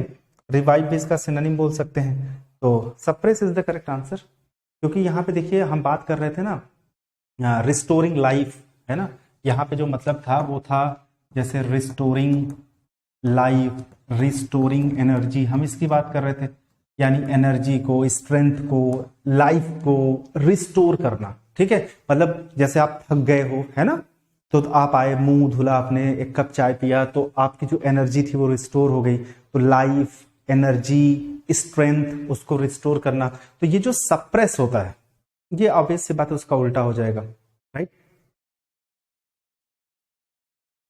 समझ गए? क्योंकि इसका मतलब होता है रिस्ट्रेन समथिंग। रिस्ट्रेन समथिंग मतलब किसी चीज को बाधित करना। रिस्ट्रेन मतलब किसी चीज को कंट्रोल करना, किसी चीज को कंट्रोल करना। दैट्स वाई ये करेक्ट आंसर हो जाएगा। डन? कोई डाउट तो नहीं आ रहा ना? यार मेरे लैपटॉप में एक सेटिंग बता दो ना, इसकी लाइट पता है बुझ जाती है, जैसे ये देखो, चलती चलती रहेगी। अब देखो लाइट, हम इतनी बार इसको क्लिक करेंगे, अब जाके तुम्हारा कमेंट यहाँ पे आया, हम देख सकते हैं।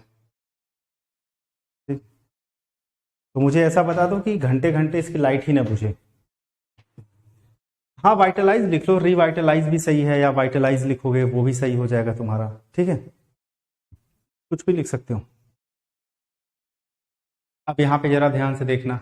अब ऐसे में तुम क्या करोगे, ऑप्शन में आ जाओ। ए सी डी दिया है ना, ए कितनी बार? एक बार। सी कितनी बार? दो बार। डी कितनी बार? एक बार। तो इतना तो समझ में आ गया यार, बी से शुरू नहीं होगा, यानी ये तो स्टोरी बेस है, या तो ए से शुरू होगा। अब जैसे हमने ए को देखा यार, यहाँ तो बट लिखा है, ये तो कोऑर्डिनेट कंजंक्शन है, ये तो कंट्राडिक्शन बताता है, ये कंट्रास्ट को क्या करेगा, कनेक्ट करेगा। तो हमने कहा कि यार ये वाला भी काट देते हैं। अब हमने देखा यहाँ पे डी में the ant mounting upon it, ant win, देखो माउंटिंग अपॉन इट, अब ये इट किसके लिए लगा है ये भी नहीं पता। तो इतना तो हमें लग रहा है कि आपको भी पता चल गया होगा कि हम इसकी शुरुआत किससे कर सकते हैं, सी से कर सकते हैं, ठीक है? अगर इसकी शुरुआत हम सी से कर सकते हैं तो फिर सी हमारे पास दो जगह पे है, एक जगह सी के साथ बी है, एक जगह सी के साथ ए है। पहले सी को पढ़ ले। An ant went to a fountain to quench his thirst, वो गई एक फव्वारा, फाउंटेन क्या होता है? फव्वारा, जहाँ पानी गिरता है ना, अपनी प्यास बुझाने के लिए। टम्बलिंग इन, और टम्बलिंग मतलब होता है जब इंसान अपना बैलेंस खो देता है। एंड ऑलमोस्ट ड्राउंड, और वहां गिर गई और लगभग डूबने ही वाली थी, ठीक है? द एंड क्या दिया था यहाँ, ए या बी? तो बी में था just that time a fowler was spreading his net, और वहां था but a dove that happened to sitting and neighbouring tree saw, ठीक? अब दोनों में क्या हो सकता है? But a dove that happened to be sitting neighbouring this ends danger and plucking of a leaf and later, ये सारी चीज है ना। उसने एक पत्ती तोड़ दी और वहां पे गिरा दिया, तो सी के साथ यही हो पाएगा, ठीक है? और उसके बाद D, the end mounting upon it, पत्ती पे चढ़ गई। ये इट किसके लिए लिखा था? इस पत्ती के लिए लिखा था, तो हमारा हो जाएगा C A D B. The study, एक होमवर्क, देखिए हर दिन एक होमवर्क देता हूँ, थोड़ी मेहनत आप भी कर लिया करिए। रात के 1 बजे जब उनकी याद आए तो कम से कम ये होमवर्क खोल करके कर लिया करिए, तो आपका ध्यान भटक जाएगा, वहां पे लगेगा नहीं। Don't sound so excited, casual, composed, eager. Excited के लिए क्या यूज कर ले हम? सिनोनिम बताना है। कंपोज्ड का मतलब क्या होता है? काम, ठीक? Similarly Sirius, the most luminous star in all heavens actually has a faint companion, ये बताना। अच्छा क्वेश्चन। एक चीज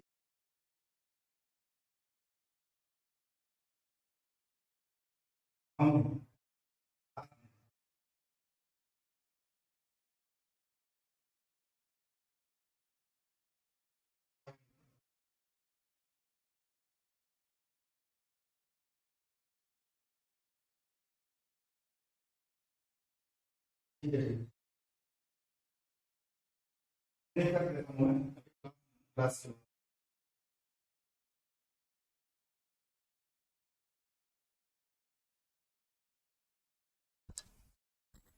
क्या बता रहे हो तुम लोग? ग्लूमी हो जाएगा, ठीक है? तो कहता है कि जैसे similarly serious the most luminous. अब ये जो सीरियस के बारे में दिया गया है, ल्यूमिनस स्टार बताया गया है इसको। तो जनरली ल्यूमिनस का मतलब तुम लोग को पता है, ब्राइट होता है, शाइनिंग होता है, जो बहुत ज्यादा चमकीला होता है, उसके लिए डेजलिंग बोलते हैं ना उस चीज को। अब तुम लोगों ने आंसर क्या दिया? ग्लूमी। अच्छा, तुम्हारे दिमाग में एक बार ये नहीं आया कि चलो अगर वो ब्राइट या शाइनिंग, एक्साइटेड तो वैसे भी नहीं होगा, मिजरेबल भी नहीं होगा, और सीरियस नहीं होगा, तुमने कहा ग्लूमी। तुम लोगों ने ग्लूमी क्यों बोला है? ग्लूमी मतलब तो अभी हम लोगों ने थोड़ी देर पहले पढ़ा था, ग्लूमी मतलब तो सैडनेस होता है ना? मतलब जो लोग दुखी होते हैं उनके लिए होता है। बट क्या यहाँ पे सैडनेस का कोई कॉन्टेक्स्ट है क्या? यहाँ पे एक्चुअली कॉन्टेक्स्ट क्या है पता है, लैकिंग ब्राइटनेस। इसका एक मीनिंग और होता है, अगर मान लो कहीं पे चमक कम है, जैसे मान लो अपन डल बोलते हैं, डल इस चीज को लेकर के, है ना, या हम लोग डिम बोलते हैं, डार्क बोलते हैं। तो यहाँ पे एक तो सैडनेस होता है, किसका मतलब डिम, डार्क और डल होता है, तो इस कॉन्टेक्स्ट में देखा जाए तो यही हो जाएगा। ऑप्शन में और कुछ है ही नहीं। हाँ हाँ, एग्जैक्टली एग्जैक्टली, ग्लूमी का जो है कॉन्टेक्स्ट ना वो डल, मैं यही समझाना चाहता था। यहाँ पे इसका मतलब सैडनेस से नहीं है, इसका मतलब उसका अगर ब्राइटनेस से है, शाइनिंग से है, डेजलिंग से है, तो इसका डिम डार्क से है। अगला देखा, दो watchman said I didn't see, इसमें कुछ नहीं करना था, इनडायरेक्ट स्पीच बनाना था। जरा ये देखो, डिड के बाद वर्ब की कौन सी फॉर्म है, पहली फॉर्म, यानी यह पास्ट इंडेफिनिट, पास्ट इंडेफिनिट को बनाओ पास्ट परफेक्ट में। जरा यहाँ पे देखो, डिड लिखा था, डिड लिखा था, इसको खत्म कर दो, वैसे भी डिड के बाद सौ आता ही नहीं है। हैड नॉट सीन, ठीक है, और वहां लास्ट नाइट का प्रीवियस नाइट हो जाएगा, इसने लास्ट नाइट ही लिख रखा है, लो ये भी खत्म कर दो। ये the water looks clean, it may be contaminated. चलो भैया इसका बताओ तुम, पहले आप। इन केस लिख दूं, स्पाइट लिख दूं, ऑल्दो लिख दूं, या बिकॉज लिख दूं?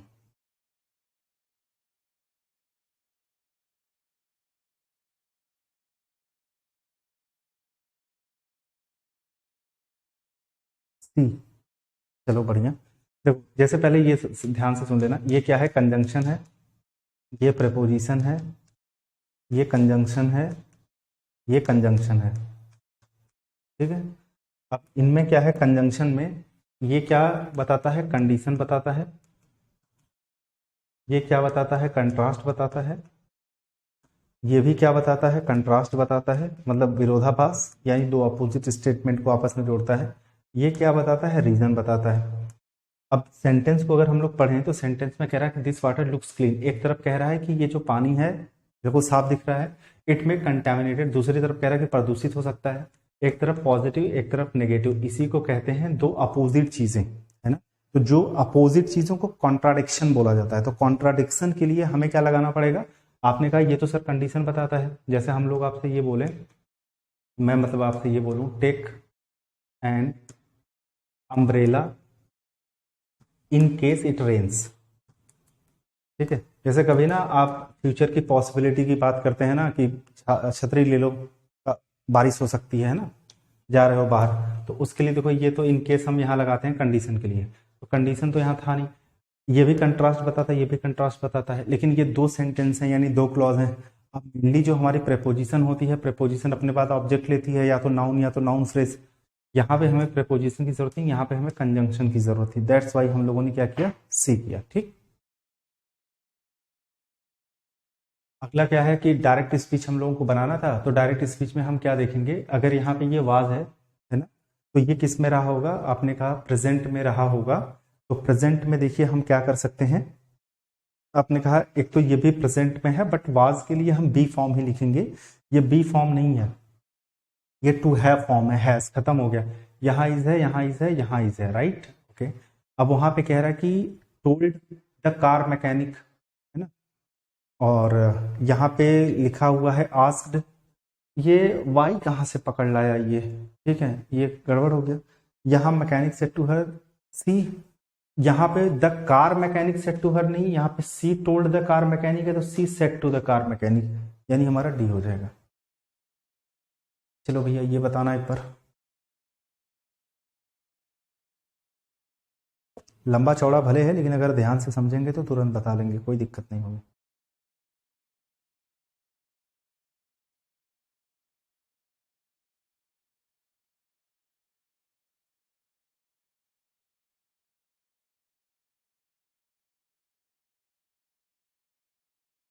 चलिए, पढ़ लिया होगा आपने। जैसे सबसे पहले इसके ऑप्शन में आ जाइए, ऑप्शन में बी ए सी डी, अच्छा जी, इन्होंने सारा दे दिया, ए बी सी डी दे दिया, हमें ओपनिंग स्टेटमेंट चाहिए, तो देखिए ओपनिंग स्टेटमेंट ढूंढने के लिए चुटकी बज गई, मिला नहीं बजा ना, लोग कहते हैं कि 5 सेकंड में हो जाएगा, चुटकी बजाते हो जाएगा, एक बार पढ़ना तो पड़ता ही है। जैसे कह रहे हैं कि indeed polymers such as regenerated cellulose which have become familiar household materials under the trade names rayon and nylon are also made into numerous non-fiber products, okay, ranging from cellophane envelope windows to clear plastic soft drinks bottle। कह रहा वास्तव में जैसा कि जो मतलब खुद से जो जनरेट होने वाले सेल्यूलोज हैं जो कि रेशम और नायलॉन के व्यापारिक नामों से भी जाने जाते हैं, उनको बोला जाता है, उसे मतलब आप कह सकते हो कि जो बहुत सारे जो फाइबर नहीं होते आपके नॉन फाइबर जो प्रोडक्ट्स होते हैं उनको बनाने के लिए उनका वो किया जाता है, यूज किया जाता है, उनको उसमें बदला जाता है, जैसे कि सेलोफेन जो एनवेलप की जैसे खिड़कियां हो गई और बाकी जो प्लास्टिक और सॉफ्ट ड्रिंक की बोतलें होती हैं उनके लिए बनाया जाता है।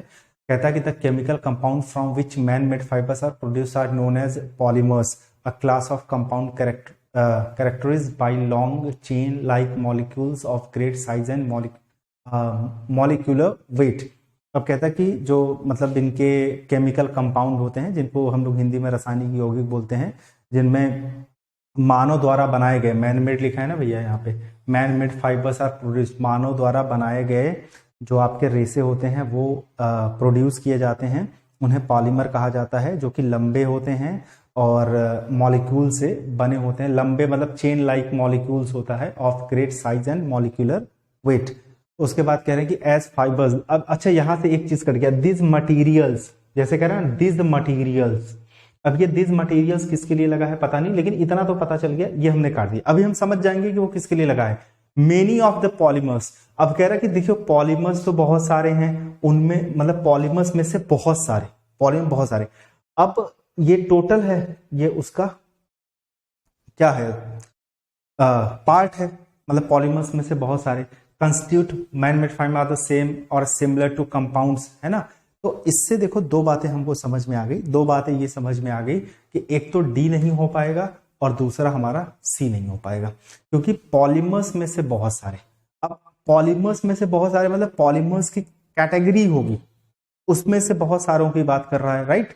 तो वो कहां पे हमने वो किया है, तो देखो यहां पे एक चीज समझ में आ गया कि जो ए या बी में से कोई एक चीज हो सकती है, तो हम शुरुआत किससे कर लेंगे, बी से शुरू कर लेंगे। और क्योंकि बी से हम इसलिए शुरू कर रहे हैं, जो ये मटेरियल्स की बात हो रही है, तो chemical compound from man made fibres are produce known as polymers, ठीक है। क्लास ऑफ कंपाउंड भाई ये जो भी लिखा हुआ है, तो यानी बी के साथ सी का पेयर बनेगा, जो मटेरियल्स है यहीं से कनेक्ट करेगा, यानी बी और सी, ठीक है। तो और बी सी जहां पे लिखा है वही हमारा आंसर हो जाएगा। अगला देखो, kill two birds with one stone, एक तीर से दो निशाना, ये तुम लोगों ने सुन रखा होगा। Make peace after an argument, face several problems at a time, act cordially despite conflict to achieve two things by doing a single action. एक तीर से दो निशाना। An arm and a leg, इसको क्या बोलते हैं, एक्सट्रीमली एक्सपेंसिव। अगर ये नहीं आता है एक्सट्रीमली कॉस्टली, या मान लो यहाँ पे आ जाए एक्सपेंसिव, तो फिर उसके लिए क्या आ जाएगा, लार्ज अमाउंट ऑफ मनी, यही होगा। B is the correct answer, है ना, क्योंकि लार्ज अमाउंट ऑफ मनी, बहुत सारा पैसा, कॉस्टली एक्सपेंसिव, ठीक है, ध्यान रखना। द रूल्स फॉरबिड, ये क्या है, पैसिव वॉइस है क्या। सब्जेक्ट के बाद देख लेना वर्ब की कौन सी फॉर्म, पहली फॉर्म, तो इज एम आर के बाद थर्ड फॉर्म लगा दो पैसिव बनाने के लिए। बस यहाँ पे हमें ये देखना है कि क्या है, पैसेंजर्स, जो कि हमारा इधर ऑब्जेक्ट है तो उधर सब्जेक्ट बनेगा, तो एक ही जगह पे है, सी सी सी सी सी। आज मैंने तुमको कहा भी था आज पेपर इजी टू मॉडरेट है, तो इसमें तो कम से कम कंफ्यूज मत हो। Her later short stories are vastly superior. मैं आपको एक बात बताऊँ, आज का जैसा पेपर है ना, मार्क माई वर्ड, आपको ऐसा ही पेपर मेंस में मिलेगा, ठीक है। ऊपर नीचे हल्का, बहुत बहुत ज्यादा हाई फाई नहीं जाने वाला है, ठीक है। अब देखो जितना लोगों ने एसएससी को इस बार धोया है, उसके स्कैम को लेकर के, बाकी चीजों को लेकर के जो चल रहा है, जो कि जेन्युइन भी है, चलना भी चाहिए यार, सही है, क्योंकि बहुत सारी चीजें निकल करके सामने आ रही हैं, तो उस हिसाब से हो सकता है वो खुन्नस खा जाए तो बात अलग है ना। अदरवाइज पेपर ऐसे ही आएगा, जैसे अगर हम इसके पूरे देख लें, इनके प्रीवियस ईयर के जो क्वेश्चंस अभी तक या जो प्रीवियस पेपर्स हुए हैं, जिस तरीके से इनका पूछने का पैटर्न रहा है, वो ऐसे ही पेपर आएगा। तो सुपीरियर के साथ यहाँ पे क्या हो जाएगा, टू, जैसे superior, junior, inferior, interior, exterior, posterior, इनके बाद क्या यूज किया जाता है, टू यूज किया जाता है। ये हो जाएगा करेक्ट।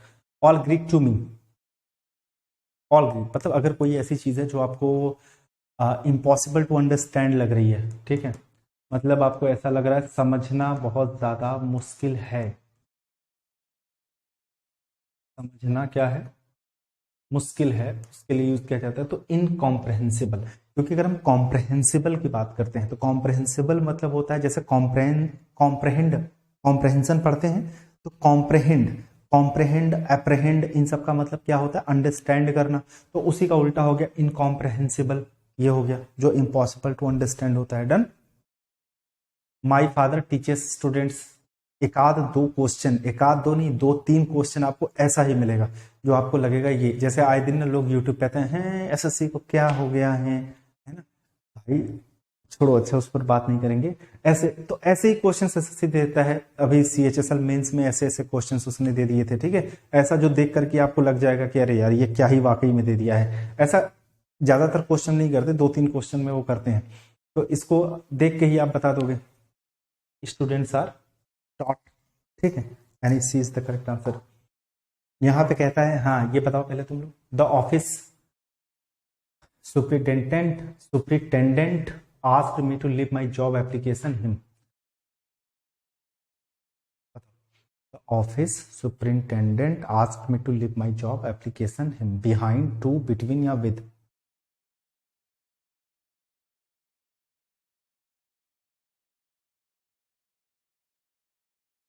मुझे पता था बेटा यहाँ तुक्केबाजी चलेगी, तुक्केबाजी तुम्हारी जो है ना, क्योंकि तुम्हें वाकई में पता है नहीं ये क्या चीज है। तुम्हें पता, तुम्हें क्या लग रहा है, तुम्हें सिर्फ लग रहा होगा यार कर देते हैं, है ना, टू ही तो लग रहा है, क्योंकि तुम्हारे, तुम पता कैसे सोच रहे होगे, ये जो विद है ये तो यार टूल्स के लिए यूज होता है, इंस्ट्रूमेंट के लिए, जैसे विद नाइफ हो गया, ठीक है, ये सारी चीजें हो गया, विद गन हो गया, बिहाइंड तो चलो ये टाइम के रेफरेंस में हो गया या पोजीशन के रेफरेंस में हो गया, पीछे, है ना। फिर हम बिटवीन की बात करते हैं, बिटवीन तो दो लोगों के बीच में यूज किया जाता है ना।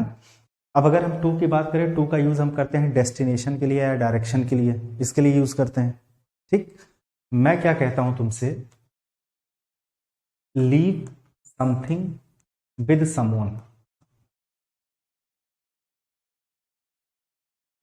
समथिंग का मतलब क्या हो गया, कोई नॉन लिविंग चीज, ठीक है। समवन का मतलब क्या हो गया, कोई पर्सन से रिलेटेड, जो वहां हिम लिखा हुआ है।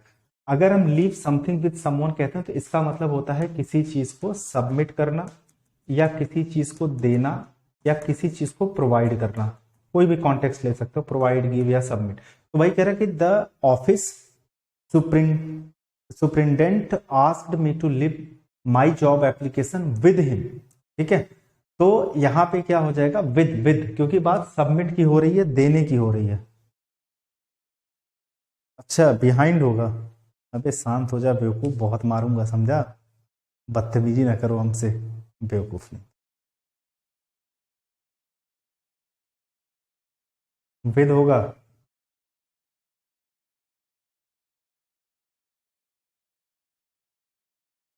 कुछ भी। Then Vigilator didn't know that the four friends were exchanging notes right at the front of, in the front होता है एक्चुअली, ये तुम लोगों को भी पता होगा, in front of him, in front of him, ठीक है। बेवकूफ ना बोलो सर, हमने जिसे बेवकूफ बोला है एक बार जरा उससे पूछ लो क्या उससे बुरा लगा, अबे बहुत थप्पड़ मारूंगा बक। ये इतने, पता ये इतने सेंसिटिव होते हैं, इनको अगर टीचर कुछ बोल दे, है ना, ये चढ़ जाए, सर हमको बेवकूफ कैसे बोल दिया, हमारी सेल्फ रिस्पेक्ट हर्ट हो गई, है ना। मतलब अगर सामने जो खड़ा है इनसे उम्र में इतना बड़ा है, मतलब ये रिश्ता भूल चुके हैं, हम आपको पैसा देते हैं, हम आपके यहाँ पढ़ते हैं, आप हमको बेवकूफ भी नहीं बोल सकते। लगता है तुम क्लास में नए हो, इससे ज्यादा लड़के यहाँ पे सुनते हैं, लड़के क्या बजाय लड़कियां कितना सुन लेती हैं, उनको भी पता है ना, इंटेंसली डिलिबरेटली हम बोलते नहीं है। अब जब हरकतें इस तरीके से करोगे तो सुनोगे नहीं कुछ नहीं, इनके आइए सर, आइए आइए, आपका कहिए पैर वैर थाली में रख के धुल दें, हम माथे पे अपना पानी चढ़ा के फिर आपको जो है हम पढ़ाते हैं यहाँ पे, बेवकूफ नहीं। लिखा हुआ ही सैंग ब्यूटीफुली बट द जजेस वर अनइम्प्रेस एट द एंड। जिस लड़के को बोला होगा उसे, वो तो पता नहीं सैकड़ों बार सुन चुका होगा, उसे कोई दिक्कत नहीं, इनको बहुत दिक्कत है।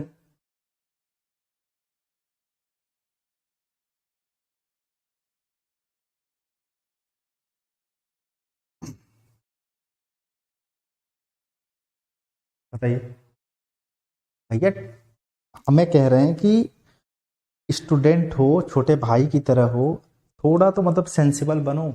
ये मान लो कि टीचर है, बड़ा भाई है, बोल दिया, उसको प्यार से लो ना। हर चीज में ईगो पे कहाँ आ जाती है बे। इसका बताओ क्या होगा। देखो, ही सैंग ब्यूटीफुली, ये सब्जेक्ट है, ये वर्ब की सेकंड फॉर्म है ना, इसमें तो कोई गड़बड़ी है नहीं। ब्यूटीफुली क्या है, एडवर्ब है, ये भी पता है जो इस वर्ब को मॉडिफाई कर रहा है। लेकिन बट क्या है, कोऑर्डिनेट कंजंक्शन है, सबको पता है ये कोऑर्डिनेट कंजंक्शन कंट्रास्ट बताता है।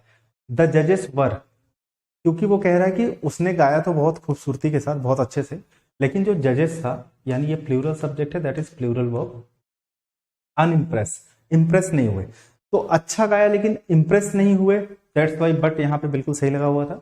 बट हमें पता है कि जजेस इंप्रेस नहीं हुए, तो यहाँ पे हमको ईडी लगाना पड़ेगा, अनइम्प्रेस लगाना पड़ेगा, क्योंकि ये जो वर्ब की थर्ड फॉर्म है ना, ये किसके लिए लगा, जजेस के लिए लगा।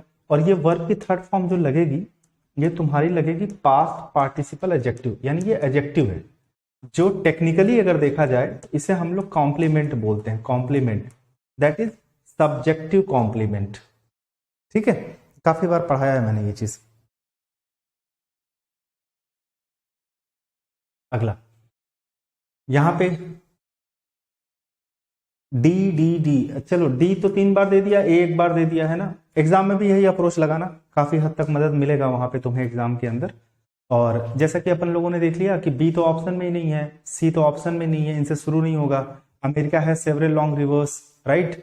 हाउएवर इट्स इंपॉर्टेंस किसकी इंपॉर्टेंस नहीं पता, यानी डी से ही शुरू होगा, ये तो खैर कंफर्म हो गया। ए वाले को हटा देते हैं, बट डी के बाद एक जगह सी है, एक जगह पे ए है, मतलब एक सी 2 बार है, ए एक बार है, ऑप्शन में देखा करो ना।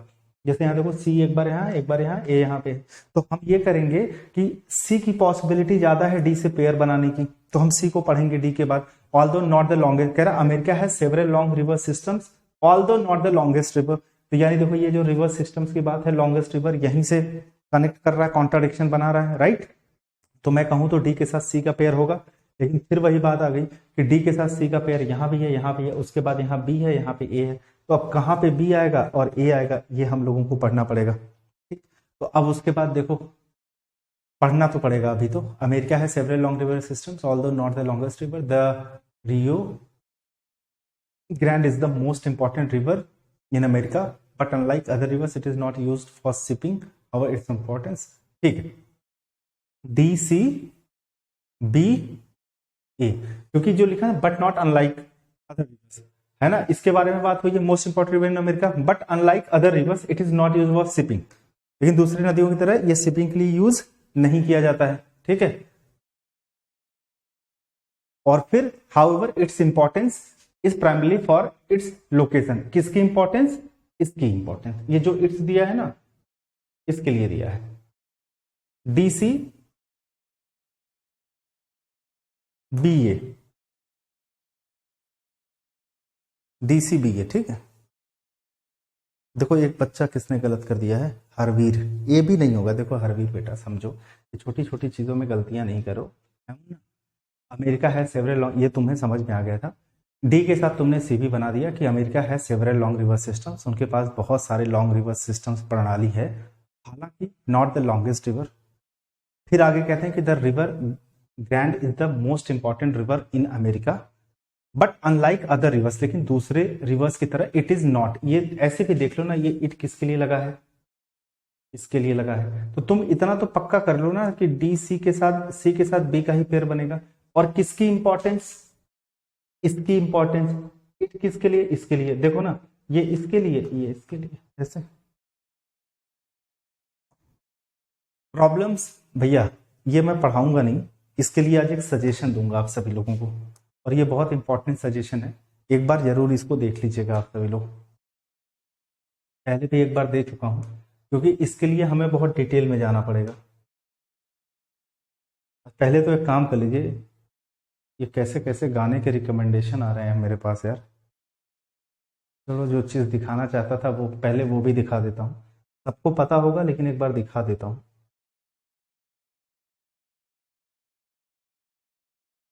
हमने कभी सर्च नहीं किया है, ठीक है। देखो मेरा इतना बड़ा चैनल नहीं है तो इस तरह की वीडियोस मैं बनाता नहीं हूँ, ठीक है। कि मैं देखो इतना ऑब्वियस सी बात है, इतना बड़ा मेरा बेस नहीं है तो हम इस बारे में वीडियो बनाए हुए तो बहुत लोगों तक पहुंचेगा नहीं।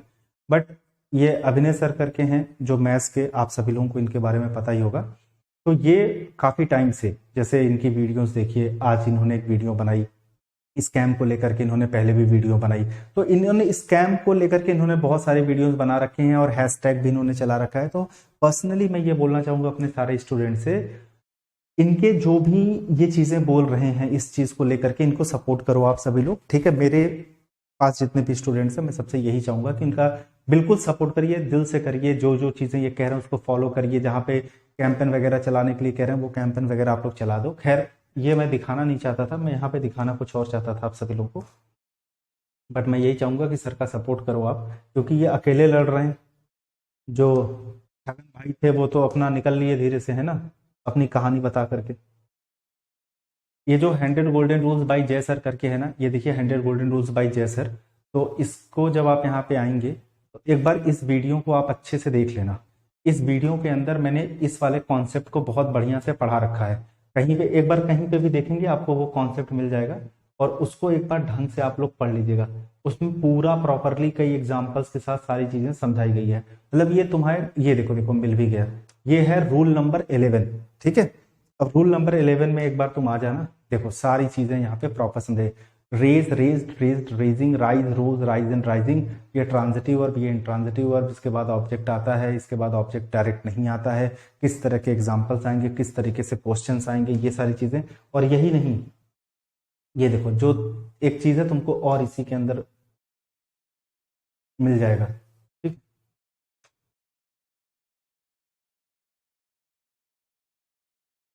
ये ले वाला भी देख लेना, ये भी एग्जाम में तुम्हें पूछा जाता है, ठीक है। ये देखो इसमें जो है ना, ये राइजेज, रेज्ड, रोज, इसी में तुमको मैंने राइजन भी पढ़ाया है, ठीक है। इसमें आगे आओगे तो तुम्हें ये भी मिल जाएगा, तो इसको भी तुम लोग इसको अच्छे से देख लेना। ये देखो अराइज करके है ना यहाँ पे ऑप्शन में, तुमको ये भी मिल जाएगा कहाँ पे हम लोग रेज लगाते हैं, कहाँ पे अराइज लगाते हैं, कहाँ पे, मतलब सारी चीजें यहाँ पे मिल जाएगा। तो ये जो चीज है raise, arise, rise, arouse, arouse के बारे में भी पढ़ाया गया है। तो 100 गोल्डन रूल्स, ठीक है। रूल नंबर 11 इन डिटेल पढ़ाया गया है, जाकर के इसको एक बार देख लेना, वहां पे सारी चीजें तुम्हारी क्लियर हो जाएंगी। नेक्स्ट देखना। नहीं नहीं नहीं, यहाँ पे रेज नहीं होगा, रेज नहीं होगा, ठीक है। एक्चुअली आंसर मैं बता देता हूँ, यहाँ पे अराइज होगा।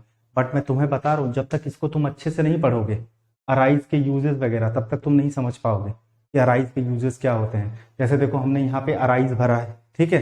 फिर देखो नेक्स्ट वाले में हमने क्या भरा है, राइज भरा है। इस वाले में देखो हमने क्या भरा है, अराउज। तो कहाँ पे अराउज का यूज होगा, कहाँ पे अराइज का यूज होगा, कहाँ पे राइज का यूज होगा, कहाँ पे रेज का यूज होगा, वो हर चीज तुमको सिखाई गई है। तो आंसर तो वैसे अराइज हो जाएगा, बाकी आंसर पे मत जाओ।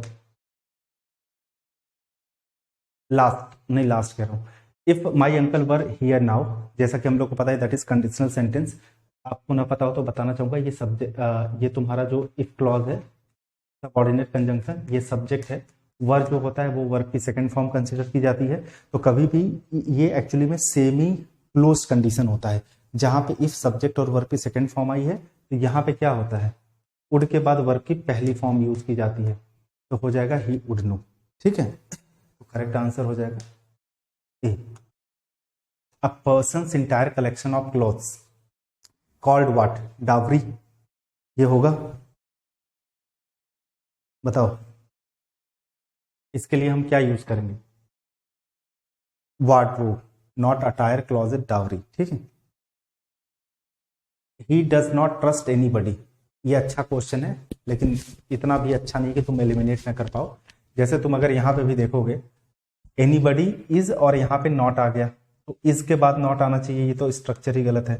यहाँ इज नॉट के बाद बीच में टू बी ट्रस्टेड लिख दिया, ये टू बी के बाद वर्ब की थर्ड फॉर्म तब आती है जब टू प्लस वर्ब की पहली फॉर्म होती है, यानी इन्फिनेटिव का, तो ये भी गलत हो गया। नो बडी ट्रस्ट हिम, ये तो गलत हो जाएगा तुम्हारा, है ना।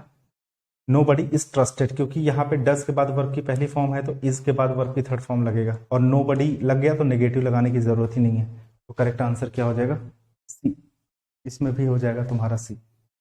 और आज का last question, hard and difficult to bend, अगर कोई ऐसी चीज है जो बहुत सख्त है जिसको बेंड करना बहुत ज्यादा मुश्किल है, फ्लेक्सिबल तो बोलेंगे नहीं, स्ट्रॉन्ग, प्लायबल, फ्लेक्सिबल, ये सारी चीजें सिनोनिम बन जाएगी, रिजिड हो जाएगा, दैट इज करेक्ट आंसर।